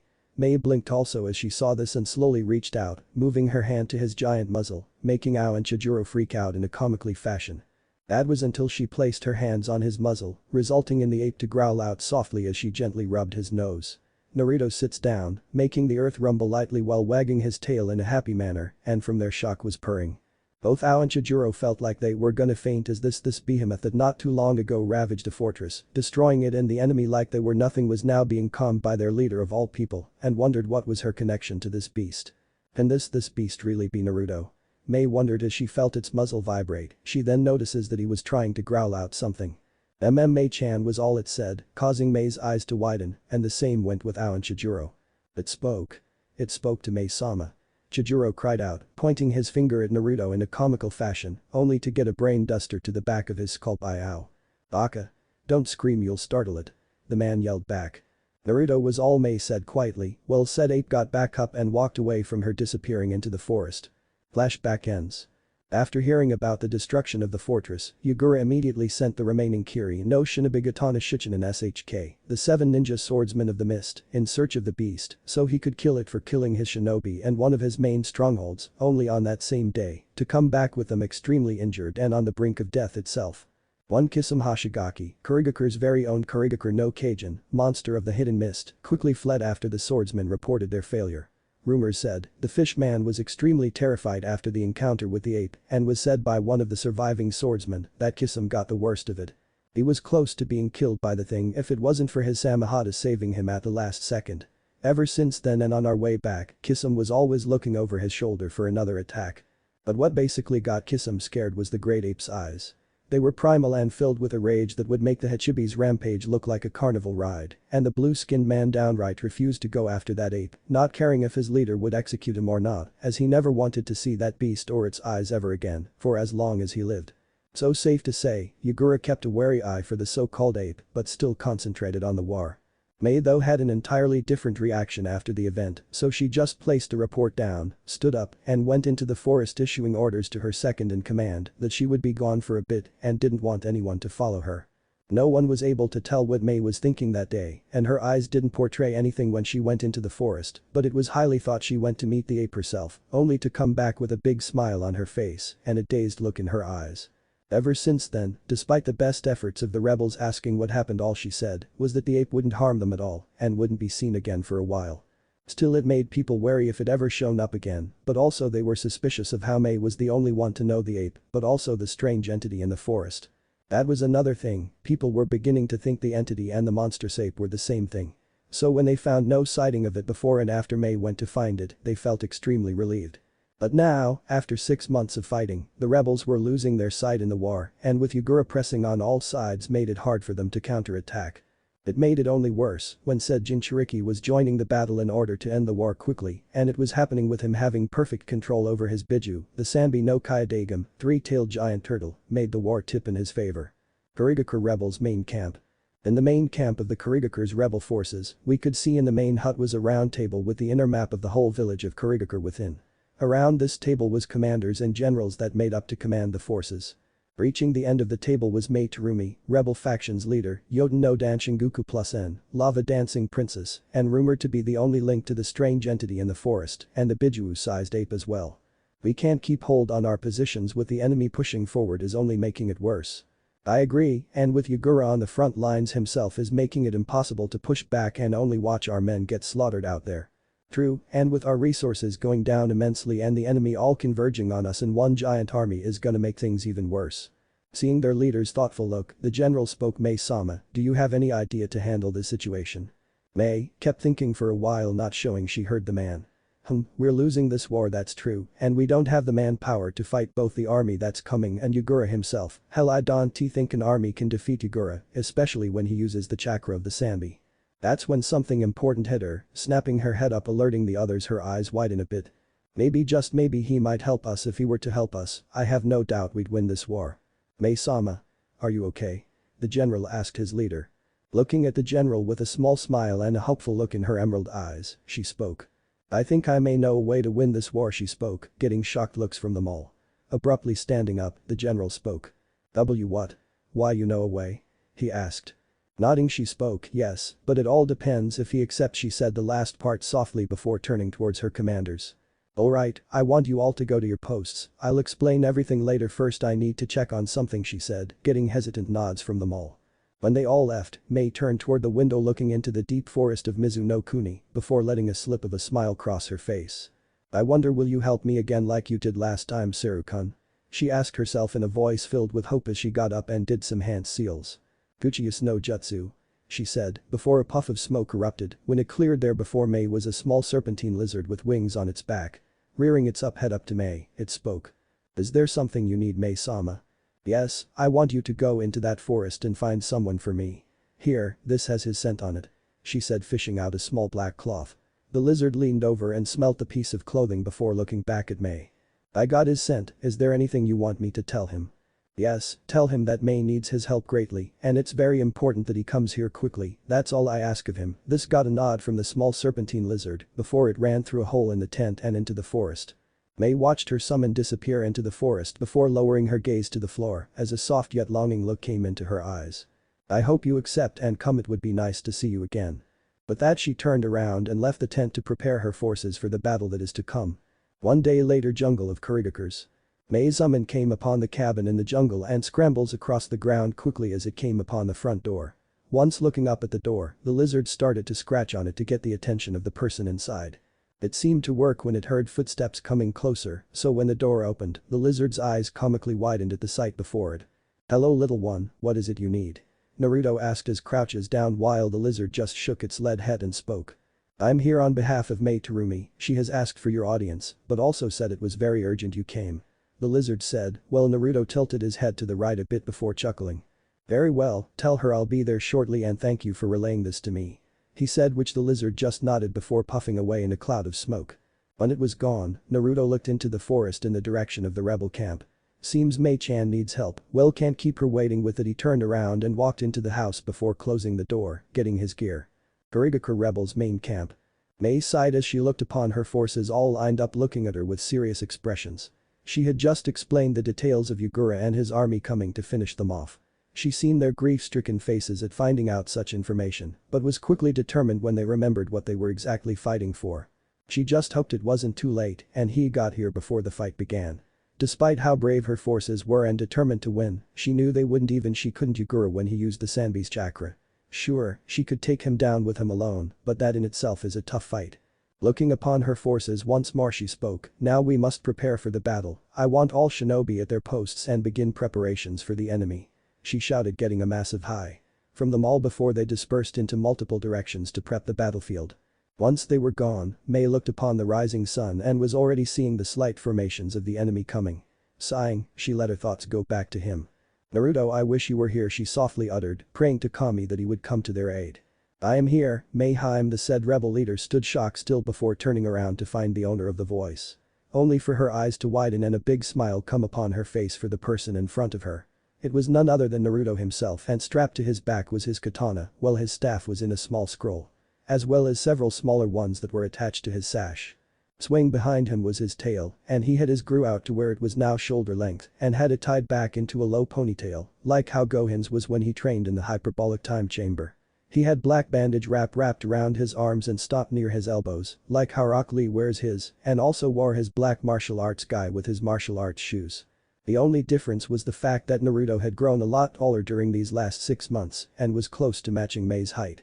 She then walked over to Naruto and hugged him while he returned it. Looking at Naruto, Mei let a small blush come upon her face before speaking. I didn't think you would make it in time, she admitted, while Naruto just chuckled. Yeah, sorry I had some last minute things to take care of. He said, breaking the hug, making Mei pout, which got another chuckle from the Saiyan. Putting up a serious expression, Naruto spoke, now, Mei-chan, what is it you needed to speak to me about? He asked, and Mei just remembered the fast approaching army coming, which made her eyes take a serious look in them. This made Naruto blink a bit. It was quite rare for Mei to become so serious in front of him. Naruto-kun, you know of the war we've been fighting? She asked, which made Naruto nod. He's known about the war since he's partaken in a few of those battles when they came near the forest. Of course he wouldn't be there long just so he could help the rebels fight back. Yeah, I know of it, but what does that got to do with anything? He said curiously. Mei just looked down at the ground before doing something very surprising. Her emerald eyes started to tear up, making Naruto's eyes go wide at the sight. Never has Naruto seen Mei cry before, but seeing it now made his heart hurt. Letting out a grim expression, Naruto placed his hands on both of her shaking shoulders. Mei-chan, what's wrong? He asked sincerely. Mei quickly realized her tears and quickly cleared them away, but it was too late since he has already seen them. It's Yugura, Naruto-kun, he's making a final push and converging his whole army here to wipe us out, and we truly don't have the manpower to really fight back. Naruto's eyes widened a bit before narrowing. He was linking what she was saying while still listening to her speak. Despite how much the rebels want to win, it's impossible. We can't fight an army and a Jinchuriki with full control over his Biju, she said. Looking up, she saw the stern expression upon Naruto's face. Naruto-kun, I know it's selfish, but please I beg you. She fell on her hands on knees and bowed her head before him, surprising the Saiyan as he knew Mei was a strong and proud Kunoichi. Help us, she begged while sobbing quietly, as this war was too much for her, especially since she was the leader of the rebel faction, but all the responsibility did was do more harm than help, and it was too much for her. Although Naruto really didn't like to kill, it was only necessary when he fought to protect those important to him, and Mei was undoubtedly very important to him. Plus, this civil war also reminded him too much of how the villagers treated his sister. Prejudice against things they don't understand because they were too stuck in the past. With that, he kneels down to her sobbing form and places both of his hands on the sides of her face. Mei felt his hands on her face and looked up to see Naruto smile warmly at her tear-stained face and gently wipe the tears away. You already know my answer, Haim, he said softly as he helped her on her feet. Besides, I would have helped you even if you didn't ask for my help. Plus, I'll get to find out firsthand just how powerful the Mizukage is, even if he can control the full power of his Biju. The Saiyan finished in a tone full of excitement, surprising the dual bloodline holder, but then she shook her head as she saw the excitement in his eyes in facing a powerful opponent and shook her head in amusement. Naruto-kun, you never change, do you? She said, greatly amused by his attitude towards fighting. Naruto just chuckled, scratching the back of his head sheepishly. Turning toward the soon-to-be battlefield, Naruto spoke, I can't help that, Mei-chan, but I do have to tell you, if the battle Yugura and us gets out of hand and he starts to release his Biju, I want you to get out of there. He said, making Mei look at him like he was crazy. What? But that's crazy. If I do, you'll be killed, because when he uses his Biju, Yugura is unbeatable when he uses that chakra. Only another Jinchuriki has enough power to face him. She cried, inwardly questioning Naruto's sanity of such a question. The Saiyan just chuckled before looking at the prepared battlefield once more. Let's just say, I have a way to fight him, but please just do this for me if it happens, alright? He asked. Mei just looked at him worried before seeing the confident look in his eyes. Seeing that look, all worry was gone in a blink of an eye. Instead, she just shook her head and smiled. Well, if it does happen, you better come back alive, or so help me, I will drag you back from death so I can kill you myself. Got that? She said, poking him in the chest to emphasize each word. Naruto merely sweat drops but nods before taking her hand in his and kisses her knuckles, making he blush in an instant. Don't worry, you won't be the only one that would kill me if I died right now. I have 2 other redheads back home that would kick my ass if I died here, he said. Then before her bodyguard Ao could see him, Naruto's form disappeared in a burst of speed, leaving a smiling Mei behind. 1 hour later, battlefield. Upon the cratered and broken battlefield was 2 armies on different sides. On one side you had the Mizukage Yugura and his army fighting for the ideal Kurigakure and killing off all bloodlines within their village. On the other, you had Terumi Mei, leader of the rebel faction, which fought for not just their people, but also the bloodline's survival. The first wave of Yugura's army was already decimated by traps set up by Mei's forces, but already after fighting the massive forces of Yugura's army, after only an hour, was taking its toll on them. Upon this field of bloodshed was Yugura Jinchuriki of the Sanbi and current Mizukage. In front of him was Mei Terumi, rebel leader and current bloodline user of the Yoten and Futon, lava and boil release. Blaring, Mei looked around to see her forces engaging Yugura's own. Mei, why do you continue to fight back? You're the only ninja I respect, even if you have one of those accursed bloodlines. Questioned Yugura as Mei looked back at him with a glare. I fight for not only Kurigakure, but for the safety of the children with bloodlines. Because of you, families were separated, slaughtered, or just plain butchered. I'm fighting to stop that and bring Kurigakure back to what it used to be. She answered back, getting a glare from the cage. How foolish of you, then you shall die with your own demonic kin, Mei. Screamed the crazed cage. Mei stood guard as Yugura charged at her, leaving behind dust in his wake. He was almost upon her form until a blur struck him right across the face and sent him flying in the air and crashing into the ground hard, causing a cloud of dust to erupt into the air and the ground to slightly shake. Mei blinked before looking ahead to see Naruto smiling at her with a wave with his right leg up, showing he was the one to have kicked Yugura. Hey Mei-chan. Sorry I'm late, I got lost on the road of life. He said, gaining a twitch of an eyebrow from Mei while back in Konoha. The copy ninja Kakashi Haddock sneezed hard, wondering who was talking about him. You and your excuses, Naruto-kun. She muttered, shaking her head. Naruto on the other hand just grinned before turning around quickly to see the glaring form of Yagura with his clothes and body scratched a bit from hitting the ground as well as the broken nose that was slowly healing with blood going down his face showed how much the hit injured him. "Who are you?" Yagura questioned as he saw the black-haired warrior land beside Mei. "Who am I, you ask? Just your average 12-year-old with a monkey tail." Naruto answered back with a toothy grin and his tail swaying behind him. Yagura's eyes widened as he saw the appendage sway back and forth and narrowed his eyes at the new opponent. "So all this time another accursed bloodline holder was hiding in my country. You must be the so-called entity of the forest who has been aiding these scum," Yagura stated as Naruto rolled his shoulders in order to get the kink out. "Sheesh, what an attitude. So what if I was born with a tail? I happen to like it and it attracts a lot of good attention," Naruto stated with a grin on his face before he narrowed his eyes in a serious fashion, surprising Yagura as the playful demeanor changed into one of a warrior by the next second. "I came here to help Mei-chan and end this senseless war." Yagura on the other hand looked irked. "Senseless? I am purifying my lands by ridding them of these accursed bloodlines. People like her are the reasons why we always go to war. Clans with bloodlines are nothing but a cancer that needs to be cleansed, and that is what I'm doing." Naruto on the other hand clenches his fists at his proclamation and scowls. "Purifying? You call a mass genocide a good cause? All you've done is destroy your home and the lives of those who are innocent and had nothing to do with this war.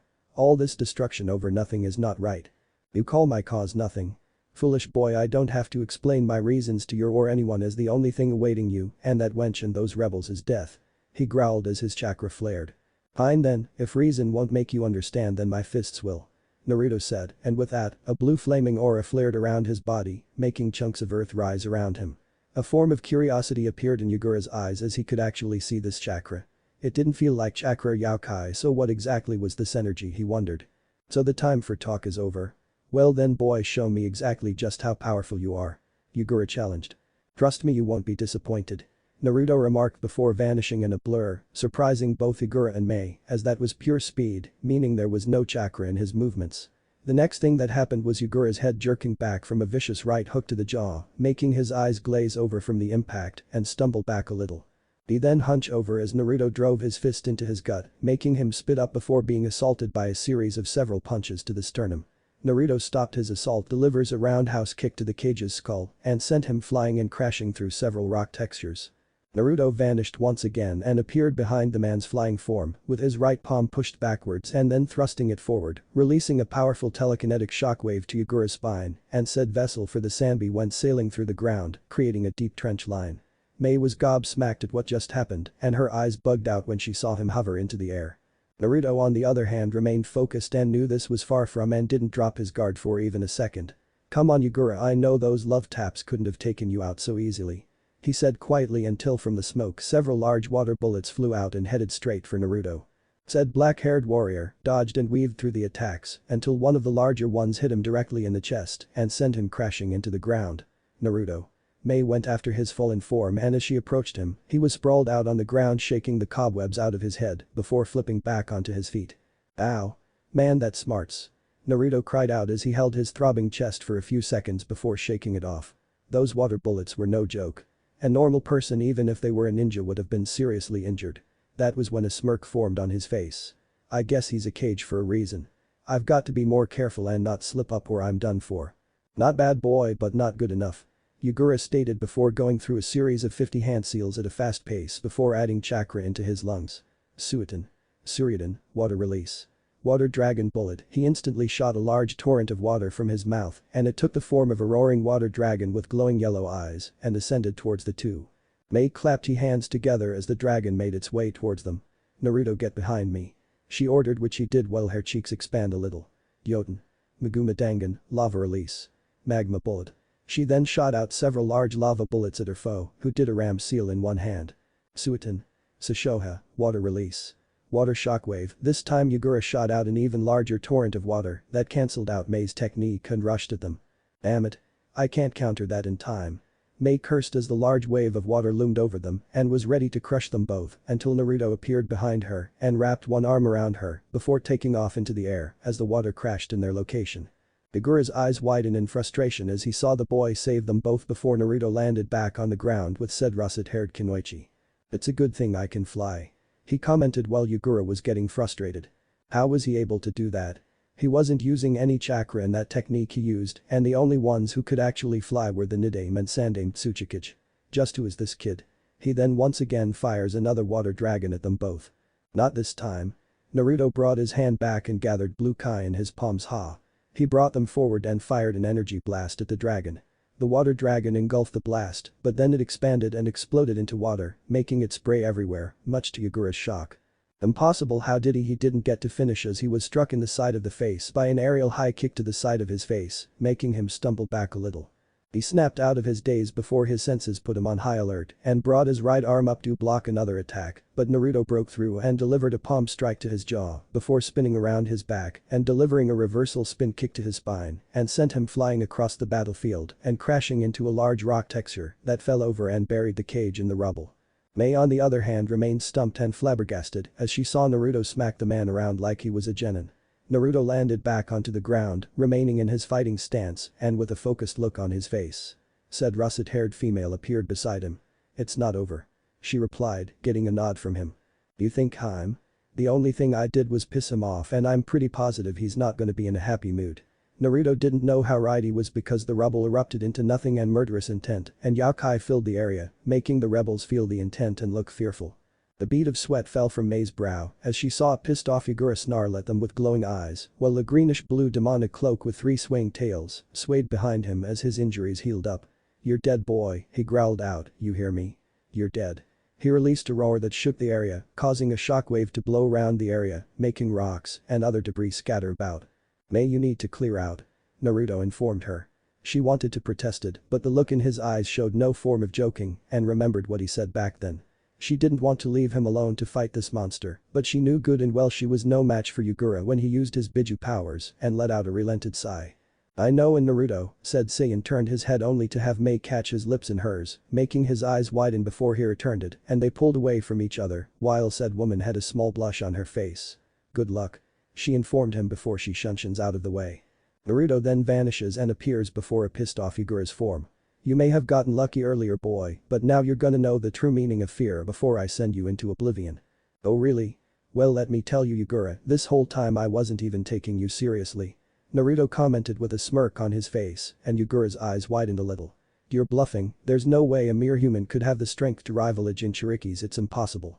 "Says you, and what makes you think I'm human?" A small smile grew on his face as he gets into a fighting stance. "It doesn't matter if you're human, demon, or just a freak of nature, you're still going to die." He vanished from his spot and appeared behind Naruto with his fist raised and brings it down. Naruto vanished as Yagura punched the ground and created a large crater, kicking up rocks and dust. Naruto appeared on a rock texture in a crouching position before getting up and firing a barrage of Kai blasts at Yagura. Said Cage turned his head and saw the incoming blasts before sprinting across the field, avoiding the blasts and heading towards his prey, so he thinks. He punches his arm forward, causing an ethereal arm to extend and head straight for Naruto.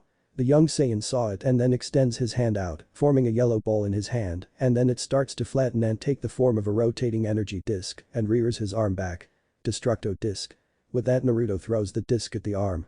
As soon as the attacks collided, the disc simply cuts through the ethereal hand like a hot knife through butter. Yagura's eyes widened as he saw the technique cut through the outstretched chakra arm, so he cancelled out the attack and was forced to avoid the deadly energy attack unless he wanted to get his head lopped off, but the bypassing attack did leave a nasty gash on his left cheek, while the disc cut down several trees and boulders before dissipating. "This is madness. His attack cut through my cloak as if it was nothing. That was pure Yakai that I use and he just damn it. Damn you, boy, I swear if it's the last thing I do I'll kill you." Yagura bellowed as he got on all fours and snarled at the young Saiyan. His cloak flared up and he unleashed several chakra claws at Naruto, who basically used his reflexes and Kai blasts to either dodge or destroy the ethereal hands, infuriating the cage of Kiri. "Hold still, you freak." That was when Naruto vanished in a blur of pure speed before appearing under Yagura with both palms in front of his cloak. Yagura's eyes widened at the boy's speed, wondering how he was able to easily dodge the attacks of a cage. "Let's test the limit of your cloak, shall we?" Naruto asked as blue Kai gathered in both of his hands and formed into orbs and afterwards joined together to create a larger energy sphere. Yagura's eyes widened as he realized what Naruto was gonna do. "No. Stop, you foolish brat," or he didn't get to finish because Naruto let out a battle cry and fired. The Kai sphere pressed against Yagura's cloaked body, making his feet skid back against the dirt as he tried to stand his ground. The blast pushed outwards as Naruto was surrounded by a flaming blue aura. With one final push, Naruto poured more energy into the attack and Yugura was sent flying across the battlefield. He was blasted through the front gate of the village and into the evacuated land before an explosion occurred and smoke in the form of a mushroom rose into the air. Oh man, it's a good thing the village was evacuated. I have to be more careful and not let my instincts get me like that. Naruto replied before taking off into the air and towards his opponent. Meanwhile, watching the battle from afar were Mei and her second-in-command Ao, who both were wide-eyed and their jaws hung from the ground, as did the rebels who witnessed the attack from earlier. "My Kami Mei-sama, where did you find that kid?" The patch-wearing man asked his leader, who remained speechless as she saw the magnitude of his attack and was glad he was on their side. Smiling, she spoke proudly, "That's a secret, Ao." Sidelines of the battlefield. "But God, that kid's beating Yugura down like a rag doll," said the amazed words of a rebel shinobi. "I know what you mean, and even in his cloaked form the kid is still beating him." Another one said, awed at the fight before him.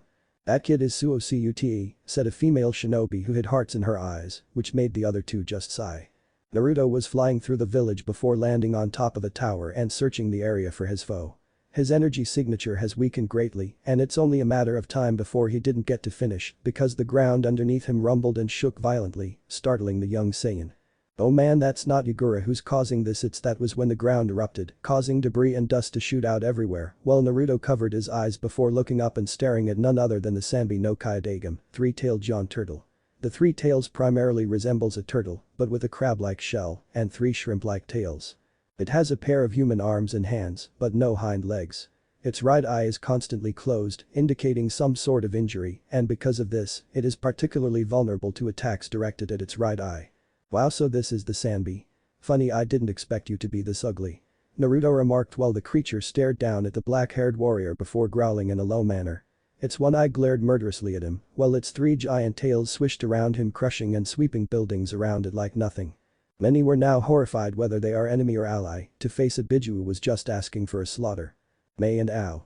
"Oh Kami, help us all," Ao stated, looking upon the fully formed Sanbi of legend. Its giant form crushing much of the village already. Hope was slowly dwindling from his eye seeing the tailed beast of legend. Mei though was more focused on Naruto, his form wasn't deterred from seeing the Biju. If anything, he looked more excited than anything, but didn't show it. But she knew he was excited, she's known him long enough to read him enough to know that much. That's why right now, she was more curious than fearful for what was going to happen now. "Good luck, Naruto-kun. Wow, this beast's chakra levels are incredible. If this is how strong a three-tailed Biju is, I can only imagine how strong Kyuubi could be. She could easily mop the floor with this clown." A grim expression formed on his face as he rose into the air and stared down at the giant turtle. "At this rate there won't be a village to go back to. I really didn't want to use that yet since I'm still learning how to maintain it." He sighs in annoyance and brushes his hair back a little. "What choice do I have? I know Goku-sensei said to not use it unless the situation was dire, but this would be one of those times." He then got into a horse stance once again and started to gather his power.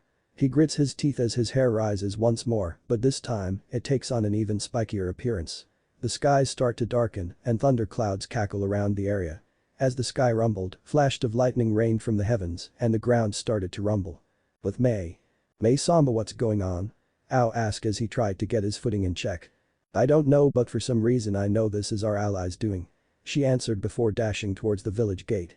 Wait. Mei-sama," Ao shouted as he went to join her, as did Chijuro. "With Naruto." Naruto growled lowly as his power continued to rise. From underneath his form, chunks of rock, buildings and other debris rose into the air and the earth split from the weight of his power. His muscles flexed from the power increase and bursts of yellow static shot around his body. That was when his hair flashed a golden color before returning to its basic color.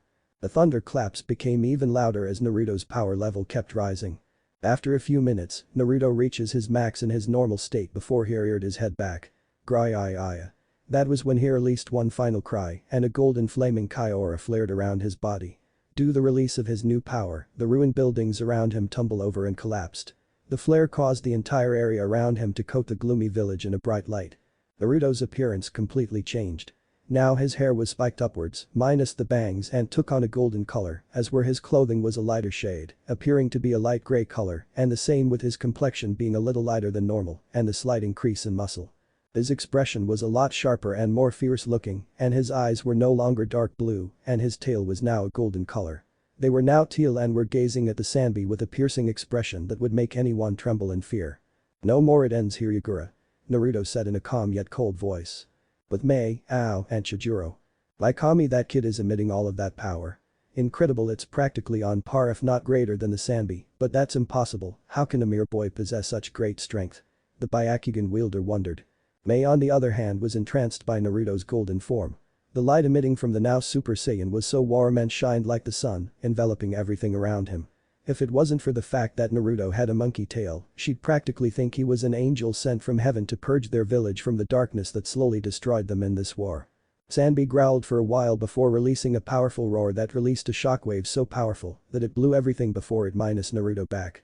Said Super Saiyan just stood there floating into the air, not moving a single muscle, while his hair and aura blew back a little before it died down. Nice breeze. Naruto merely said as the beast growled at him before bringing his massive arm up and swinging it forward at Naruto, who just stood there. What's that fool doing? Ao cried out as he saw the massive appendage head straight for the golden-haired fighter. Naruto brought his left arm up to the side as the appendage went right at him, and when it struck, nothing happened as he simply blocked the attack with his arm, while the ground underneath him rumbled. Both Ao's and Chijuro's eyes bug out in a comically fashion, and their jaws hung down. Did he just? Chijuro started to say. He did. He stopped Sanbi's arm with his wrist. Ao finished. My turn.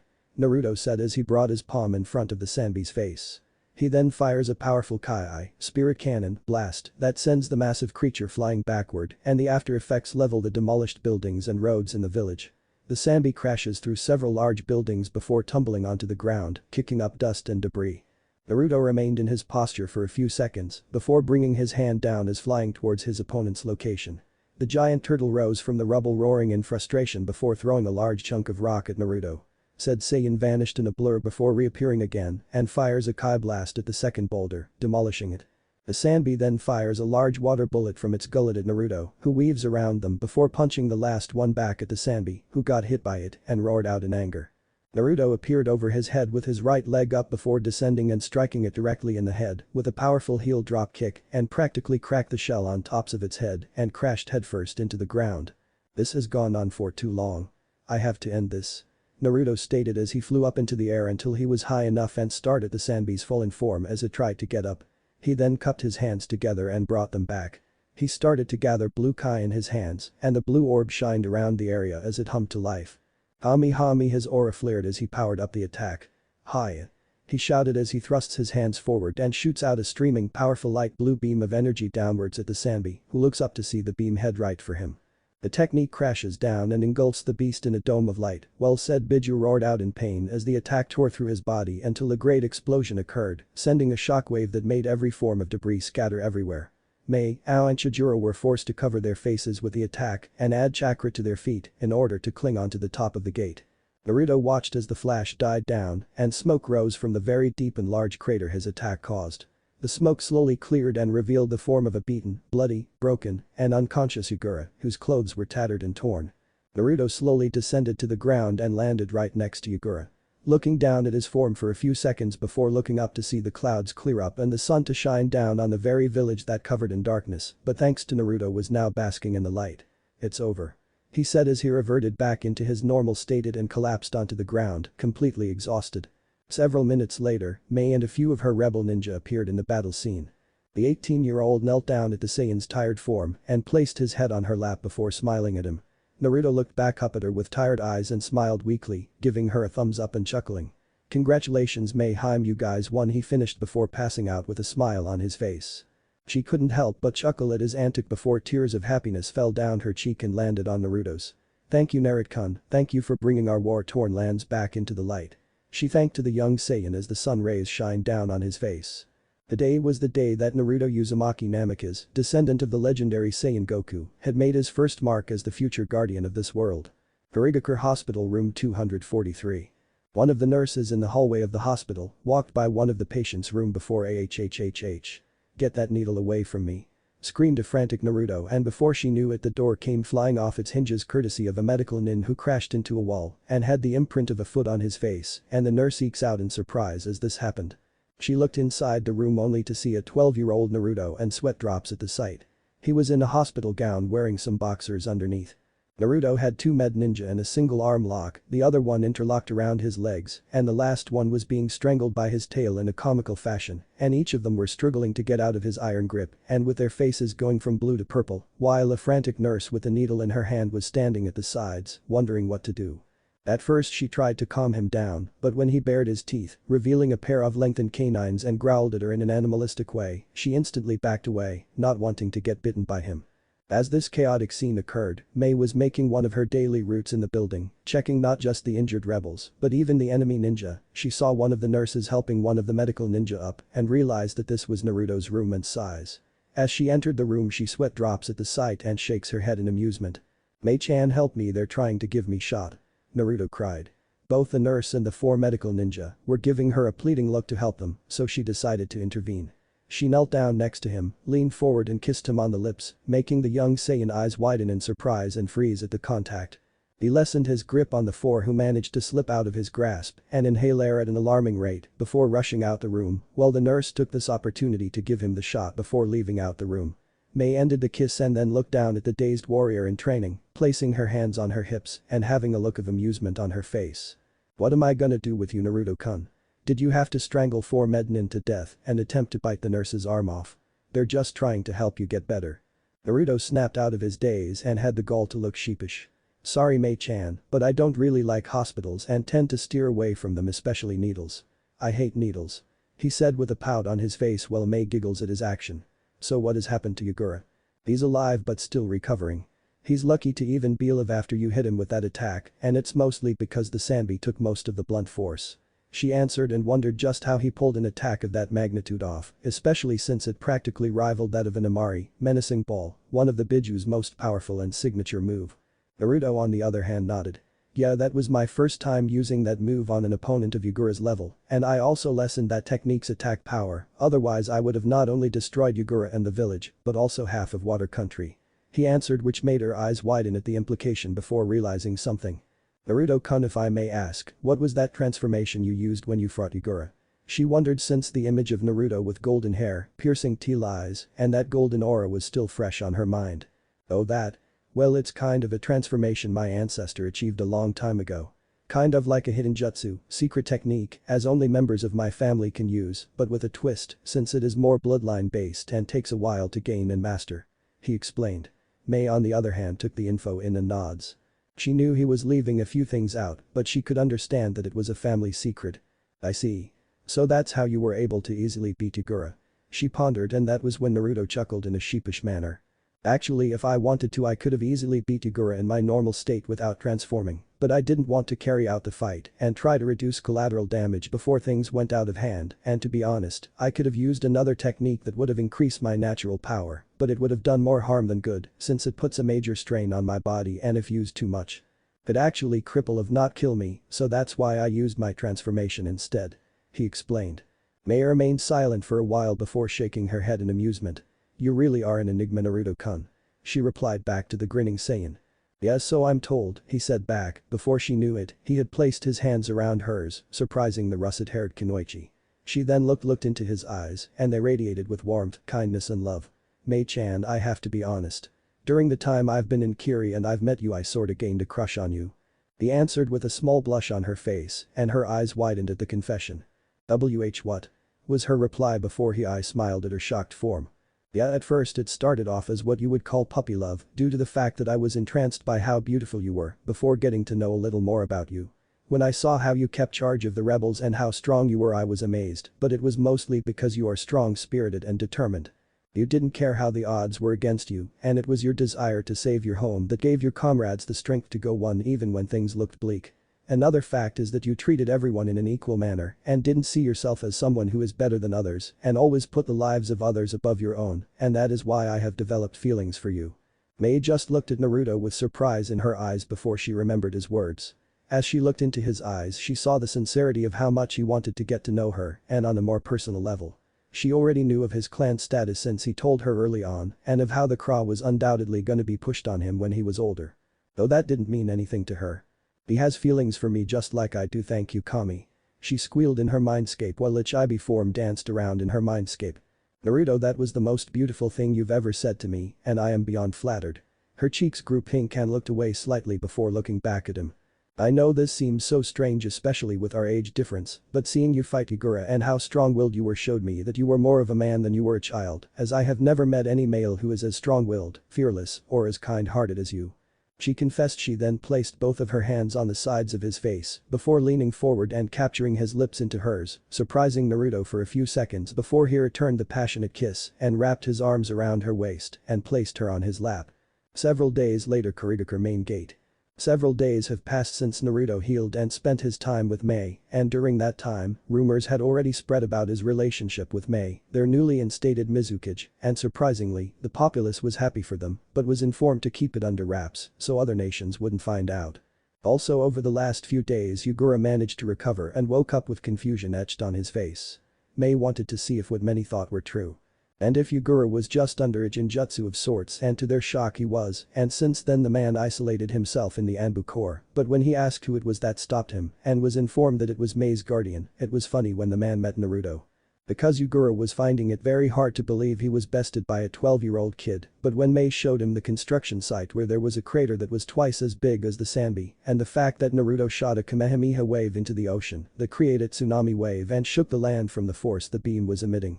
The man was officially convinced and was thanking Kami that Naruto showed him mercy, even if he wasn't in control of his actions. At the gates, a fully dressed Naruto was garbed in a new outfit where he wore a pair of black training guy pants and martial arts shoes with a dark blue shirt that had a black sash wrapped around his waist and black wristbands. Picture Gaku's outfit at the end of the DBZ saga when he takes Uub to Kami's lookout, and also had a tan and black drawstring bag which he carried over his shoulder. Looking in front of him was Mei Terumi Anao, whom he had come to respect as a shinobi and fighter, as well as Shijuro, who apparently gained more courage and belief in himself, especially after seeing Naruto, who was younger than him, take on the previous cage and defeat the man. But aside from that, Naruto did gain a slight shiver of terror when he felt the many lustful stares he was getting from the female populace that came to see him off, both civilian and Kunoichi alike, while some of the males called him a lucky bastard for getting their attention so easily. Mei saw this and released a little killing intent on the women in order to stop their actions quickly, lest they face the wrath of an angry russet-haired female. Naruto chuckled at her protective nature before turning his gaze back to Mei and lets a smirk cross his face. The woman he had no doubt loved was great to be with during his stay in Kurigakure, and during his time with her in the hospital room, they spent the time getting to know one another while getting closer to each other on a more personal level, and it was a little heart-wrenching he had to leave her for now. I guess this is goodbye for now, Mayheim, but don't worry, I will be coming back to pay you a visit. He said with a grin which Mei just matched with her own before she kissed him with the same love she had for him as he did. This seemed to get smiles from the crowd despite the age difference. Naruto really looked to be around his teens. In how he looked physically, they stayed like that for a few minutes and separated while leaning their heads against one another with soft smiles on their faces. Mei then placed her hand on his cheek and spoke in his ear. I'll see you soon, Narukoi, and next time we'll share more than a kiss, she cooed in his ear seductively, which earned her a blush from the Saiyan in training, while Goku and Shenron chuckled at their student. Until then, take care, Lady Mizukage, and rule well. He said as he rose into the air, waving at the crown before doing a two-handed salute and took off into the air as the people said goodbye to Naruto, who disappeared into the clouds. Afterwards, an Anbu appeared beside Mei and handed her a bingo book that she opened up and turned to the page where Naruto was in his Super Saiyan form with a golden aura surrounding his body and flaring to life in a stance where he's performing the Kamehameha wave, and it reads. Name. Son Naruto. I've got Naruto use Goku's surname instead of his parents for now, the Kage Masaru, Golden Warrior. Age. 12. Occupation. Unknown. Abilities, Bloodline. Abilities are unusual at best, but is able to fire energy blasts that are as damaging as any ninjutsu and ranges from being a single to multiple shot to one that is capable of rivaling if not surpassing a Biju Zamari, menacing ball, and even powerful enough to harm a Jinchuriki in his or her Biju state. Also retains the ability to fly in a similar manner like the Nidame and Sandame Tsuchikage Mu and Ryotenban no Inoki of both scales, but is more versatile and move faster. Strength level is state, possesses the ability to produce barriers made of energy that deflect incoming weapons and ninjutsu-based attacks, as well as use a technique that allows him to create an invisible yet powerful force of energy that is capable of knocking down a Biju or leveling a fortress with minimum effort. Is highly skilled with a bow staff and a katana. The jutsu. Beyond cage level since he was able to best the Yondaime Mizukage. Ninjutsu unknown. Ninjutsu. Cage level. Ninjutsu. Unknown. Ninjutsu. Unknown. Ranks Glass was able to defeat the Yonde Mizukage single-handedly and even fight on equal grounds with him in his Biju state. It was rumored he's punched through an ninjutsu with his bare hands and feet. History. Unknown, but is rumored in Wave that he crushed Gato and his army of mercenaries and prevented him from taking over Wave country and is considered a hero of the people. Bounty. Unknown. On-site. Approach with caution. Mei smiled at the picture and looked back up at the sky where she saw her boyfriend take off in. You are truly an enigma, Naruto-kun. If you're this strong now, then I can't wait to see how powerful you'll be in a few years as well. Some Albicum. But Naruto. Said teenage Saiyan was taking a stroll in the air before sneezing and wiping his nose with his fingers. Someone must be talking about me and I bet it's Mei-chan. Naruto pondered while Goku chuckles in his mindscape. Hey Naruto, I never got a chance to say how proud I am of you, especially with how you were able to handle that Biju. Not only that, but also you got together with Mei, and I gotta say you are one lucky person. Naruto on the other hand lets out an annoyed groan as he heard this. Ugh, here we go again, sometimes I wonder if you're a closet pervert or something, sensei. No way. Kai would beat me senseless in the afterlife if I was like that, he said frantically while his students snickered but could help but sympathize with the man. Hey, your wife must be something else if she intimidating enough to scare you of all people, sensei. I'd love to meet her. Anyway sensei, I've got an issue regarding my Super Saiyan form. You know how I gained it when you turned me into a full-blooded Saiyan, right? I do, and I was gonna discuss that issue with you once you left Kurigakure. Youc Naruto, well, the Super Saiyan state makes you 50 times stronger than you'd naturally be. It also takes up a lot of energy and stamina, thus you won't be able to maintain the state for too long. That and it makes you more aggressive personality-wise and slightly alters your way of fighting. I too had the same issue when I fought Frieza after he killed my best friend Krillin out of spite for nearly killing him, and I'll never forget that feeling, the insatiable rage and the way my blood boiled whenever I had that guy in my line of vision. It was like I was a whole different person and I almost lashed out at my son once for disobeying my order to leave the fight with Piccolo. It took whatever form of my old personality I had left to stay in control, and the fact that it gave me a slightly sadistic side in that fight didn't help either. Goku explained to Naruto, who mentally nodded as Goku continued. Now then, around my time when me and my friends were facing creatures known as androids who were able to go toe-to-toe with Super Saiyans like me and Vegeta, I was thinking of a way on how we could ascend to the next level. It took some time to ponder on this and I realized something that involved the first stage of a Super Saiyan. It was in a way similar to my Kaioken technique, so I came up with a theory. Like it, the Super Saiyan stage requires a lot of energy to maintain even for a second, but with a twist. The first stage makes the person a lot more aggressive and tense, forcing us to use more power than we need to, so I was trying to come up with a way on how we could maintain the stage for an extended period of time and to the point where the transformation would seem natural for us. Naruto pondered on this for a second before realizing what Goku meant. So for one example would be like how athletes train in aerobics for extensive periods of time, experience heightened states of rest, with their heart and respiratory rate being much lower than that of a normal person, right? Exactly, because the Super Saiyan form follows a similar fundamental concept. By remaining transformed for extended periods of time, the Super Saiyan can desensitize themselves to the negative effects of the transformation. Their wild emotions are kept in check, resulting in a more strategic fighting style, and Kai consumption is reduced to negligible amounts. Energy irradiation is reduced in tandem, and the aura takes on a smoother, flow-like appearance. By mastering the transformation, the Super Saiyan is able to retain transformation almost subconsciously. Goku answered. So in other words, the key to this state is energy conservation rather than boosted energy output. That sounds ingenious, Goku-sensei. If I could do that, I wouldn't have to worry about wasting needless energy or having to power up more than I have to. Yep, you hit the nail right on the head, Naruto, but the only problem is the amount of time it would take for you to master this state. Wait, I got it. That made Naruto stop in his tracks in midair from his ancestors' excitement. What? What is it, Goku-sensei? Naruto asked. The lookout, it's an excellent place to train at. Wait, I don't even know if the lookout is still around or if there is a guardian who's watching the earth. Hey Shenron, do you think it's still around? Goku asked the eternal dragon, who nodded. Yes, the lookout still exists since it is still in geostationary orbit in the skies of Earth and will still be around until the end of time.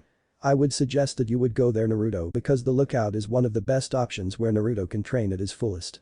Shenron suggested and started to send Naruto the coordinates of where the lookout was. Alright, next stop, the lookout.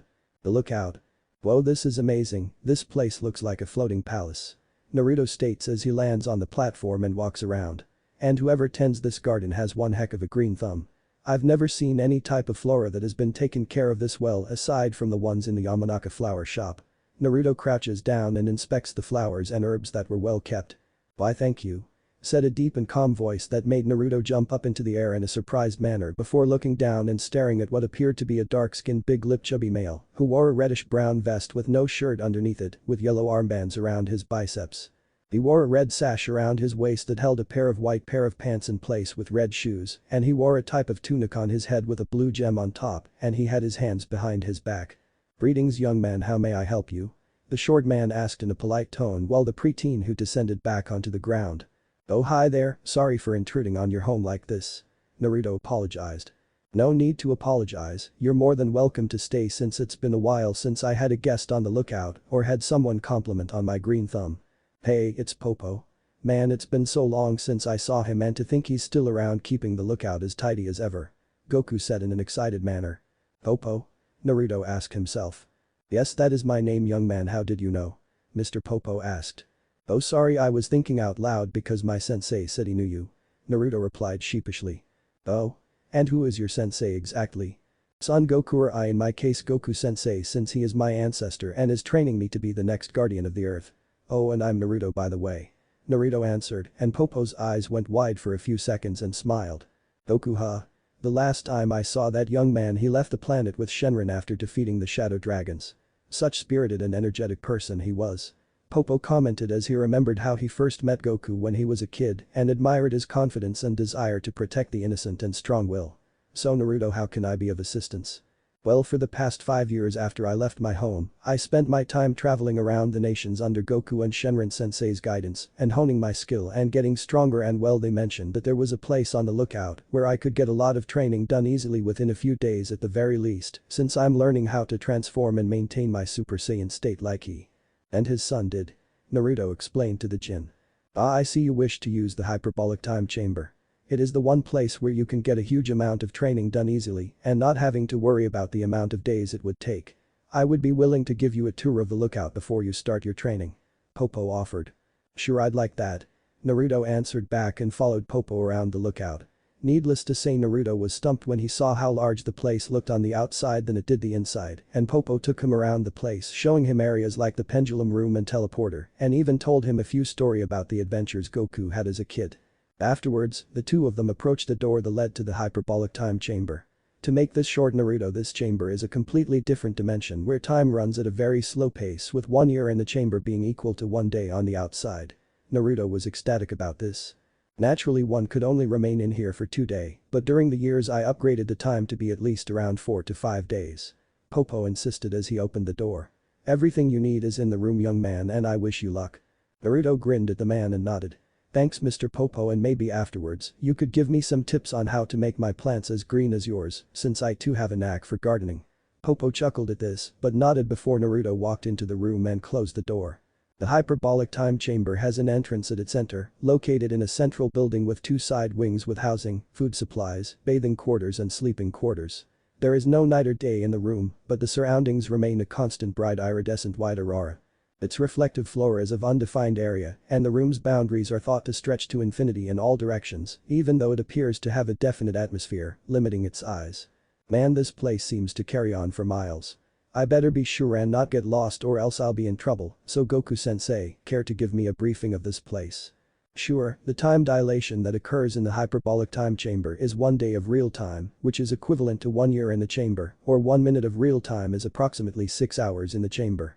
There were dual giant hourglasses of emerald sand adorning the sides of the building that count down a year within the chamber. The clock on the dome roof of the main part of the building tells the applicable time in the real world.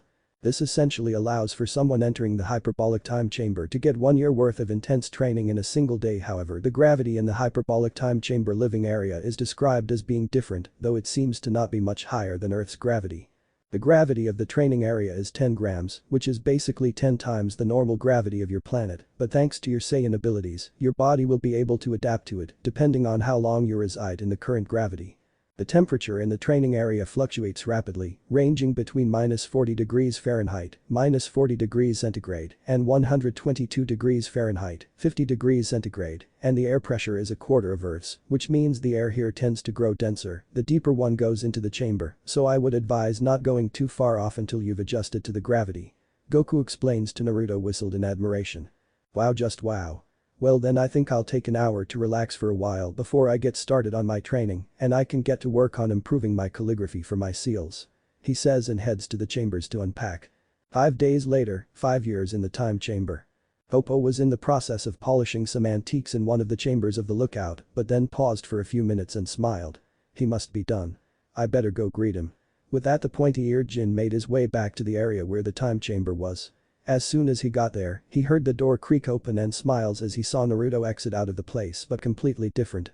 Not only did appear to be 15, but to his amazement, Naruto was now in the full-powered Super Saiyan form but was more relaxed. His facial features exhibit less tension and ferocity than the regular Super Saiyan form, which can be explained by the mastery over the Kai consumption and the emotional restlessness that the regular Super Saiyan transformation causes, and his spiked-up hair appears in a more yellowish-white fashion. Also his clothes appeared to be torn and worn out from the intense training he went through and his muscles were more defined, but not overly so. I must say Naruto, I'm surprised that you stayed so long in the chamber like you did because when Goku first tried he couldn't even stay in there for a day. Popo stated while Naruto rubbed the back of his head in a sheepish manner. What can I say? I'm gifted. Naruto replied. Indeed. Said another voice and walking around the corner was what appeared to be a white-furred anthropomorphic cat with slanted eyes and had a cane. Hey kid. The cat said while Naruto blinked owlishly. Whoa, a talking cat. Say, are you a summons because I have an Aniki who can summon a talking dog and grandfather figure who can summon monkeys? Naruto asked the cat who remained silent. Summons? No kid, I'm not. The name's Korin. An old friend of your ancestor Goku as well as one of his past teachers and I'm a martial arts master. Korin answered. Wait, you're Korin? Sorry, but I never pictured you to be a cat. Naruto said in an honest tone while Korin grumbled for a bit but shrugged it off. Yeah, I get that a lot. So I take it you spent the last 5 days in that chamber, huh? I'm beyond impressed. Goku couldn't last in there for even half a day and the guy looked like he was gonna keel over. Korin boasted while in Naruto's mindscape, Goku was curled up in the fetal position with a rain cloud over his head looking glum while Shenron chuckled at the man's childish antics. Haha, those were the days, but anyways I just came by to see the future protector of the planet and I have to say, the planet's in good hands if you're this strong in this state. Thanks Korin-san, but I'm not just getting stronger to protect just the world. Naruto stated and the cat raised a non-existent eyebrow. Oh? Then what else is there my boy? Korin asked. I'm also doing this to protect the people I love because they are my inspiration to get stronger. Naruto answered back as the images of Kushina, Mito, Hiruzen, Kakashi, Rin, Anko Kurenai, Hana, Tsume, Yugao, Tsuchiya, Mikoto, Tsukina and Hitomi appear in his mind. A sided smirk formed on Korin's face as he got his answer from Naruto. Ah yes, Goku was the same way. He may have been an oddball, but the guy had a heart of gold. Say Naruto, if you don't mind, would it be possible for me to get a small glimpse of your real power? Korin asked the young Super Saiyan who blinked a couple of times. Are you sure, Korin-san? I don't want to end up destroying the lookout from my power output. Naruto asked. Yeah, just a small glimpse is all. He assured Naruto who looked a little unsure but then nodded before getting into his power-up stance like Goku did before the Cell games. Okay, here goes. Naruto squeezes his fists while an outline of a golden aura formed around his body. Hey ah. His aura flared out around the area. The entire lookout glowed from the output of Naruto's strength. Above the lookout, the skies darkened and lightning crackled and rumbled across the clouds. Korin was gobsmacked at the energy output Naruto was releasing and couldn't believe it. Mentis-san a glimpse office bar. I feel sorry for Overmukeshin Bulletina fight. Korin thought as he saw yellow electricity radiate around Naruto's glowing form before Korin spoke up. Alright Naruto, that's enough. You're gonna make the lookout fall apart. He yelled out before Naruto powered down and remained in his relaxed form. Man, that was insane. I haven't felt a power that great since Goku fought Cell back in the day.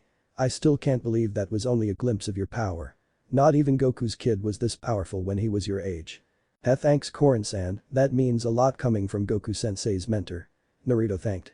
No problem kid, so I take it you're gonna head back into the elementals to complete your traveling trip? Korin asked Naruto who nodded. Well then I think you're gonna need these just in case. Korin brought his arm around, revealing what looked like a medium-sized sack. In this bag are special beans I created called senzu beans which I personally grew. Take one of these when you're out of gas and not only will it restore you back to full strength but it'll keep you full for 10 days straight. He answered while tossing an astonished Naruto the bag. You're serious? Was all Naruto asked. Like a shark attack kid. Korin answered. Naruto remained stunned for a few minutes before snapping out of his stupor. Wow, well thanks. That was when Popo decided to speak up. Well then, before you leave Naruto, might I suggest getting rid of those tattered clothes first before you head out and continue your journey. Naruto looked at his clothes and smiled in a sheepish manner, so a few minutes later, Naruto changed into a spar he kept in his bag and then strapped the senzu beans he got from Korin to his belt and then says his goodbyes to the two and vowed to visit them whenever he got the chance. Later on, Naruto decided to take a break from training and heads over to Kaminari no Kuni, Lightning Country, to check out the sights and was currently walking around the village with his pack slung over his shoulder and was biting down on a stick of dango he bought from a dango shop earlier. As he did, the young Super Saiyan was unaware of the looks he was getting from some of the civilians, especially the females, but it was mostly due to his tail waving back and forth behind him. Hey, is that a tail? Yeah, it looks like it. You think the kid is some kind of demon like the Nibi and Hachibi? Doesn't seem like it. Maybe it's some type of Kekkei Genkai. He is kind of cute, and check out the muscles on his arms, giggle. For most of the whispers Naruto would hear and couldn't help but chuckle inwardly before coming across a hot spring site. I might as well. I hear the hot springs here are very popular. Right now Naruto was relaxing in one of the outdoor springs, sighing contentedly as the warm soothing water worked its way on his muscles and removed the tension from them. On the other side, he could hear some of the females on the other side talking and giggling. That was when he heard a different form of giggling that wasn't female-like and was more perverted. His eyes shot open and narrowed them because from the trees was a white-haired man with binoculars sitting on a tree branch and grinning like he won the lottery. The pervert. Naruto growled out and was contemplating on knocking him out of the tree with a Kai blast, but that would draw unnecessary attention to him, which he didn't want. But that was when a devious grin formed on Naruto's face and he hops out of the hot springs and dashes back inside to get changed. Afterwards, said young Super Saiyan was zipping across the tree branches like a blur before hiding behind another tree and looking over his shoulder, turning his gaze onto the unaware pervert, and a glint appears in his eyes. I think I have just the technique to use on this guy.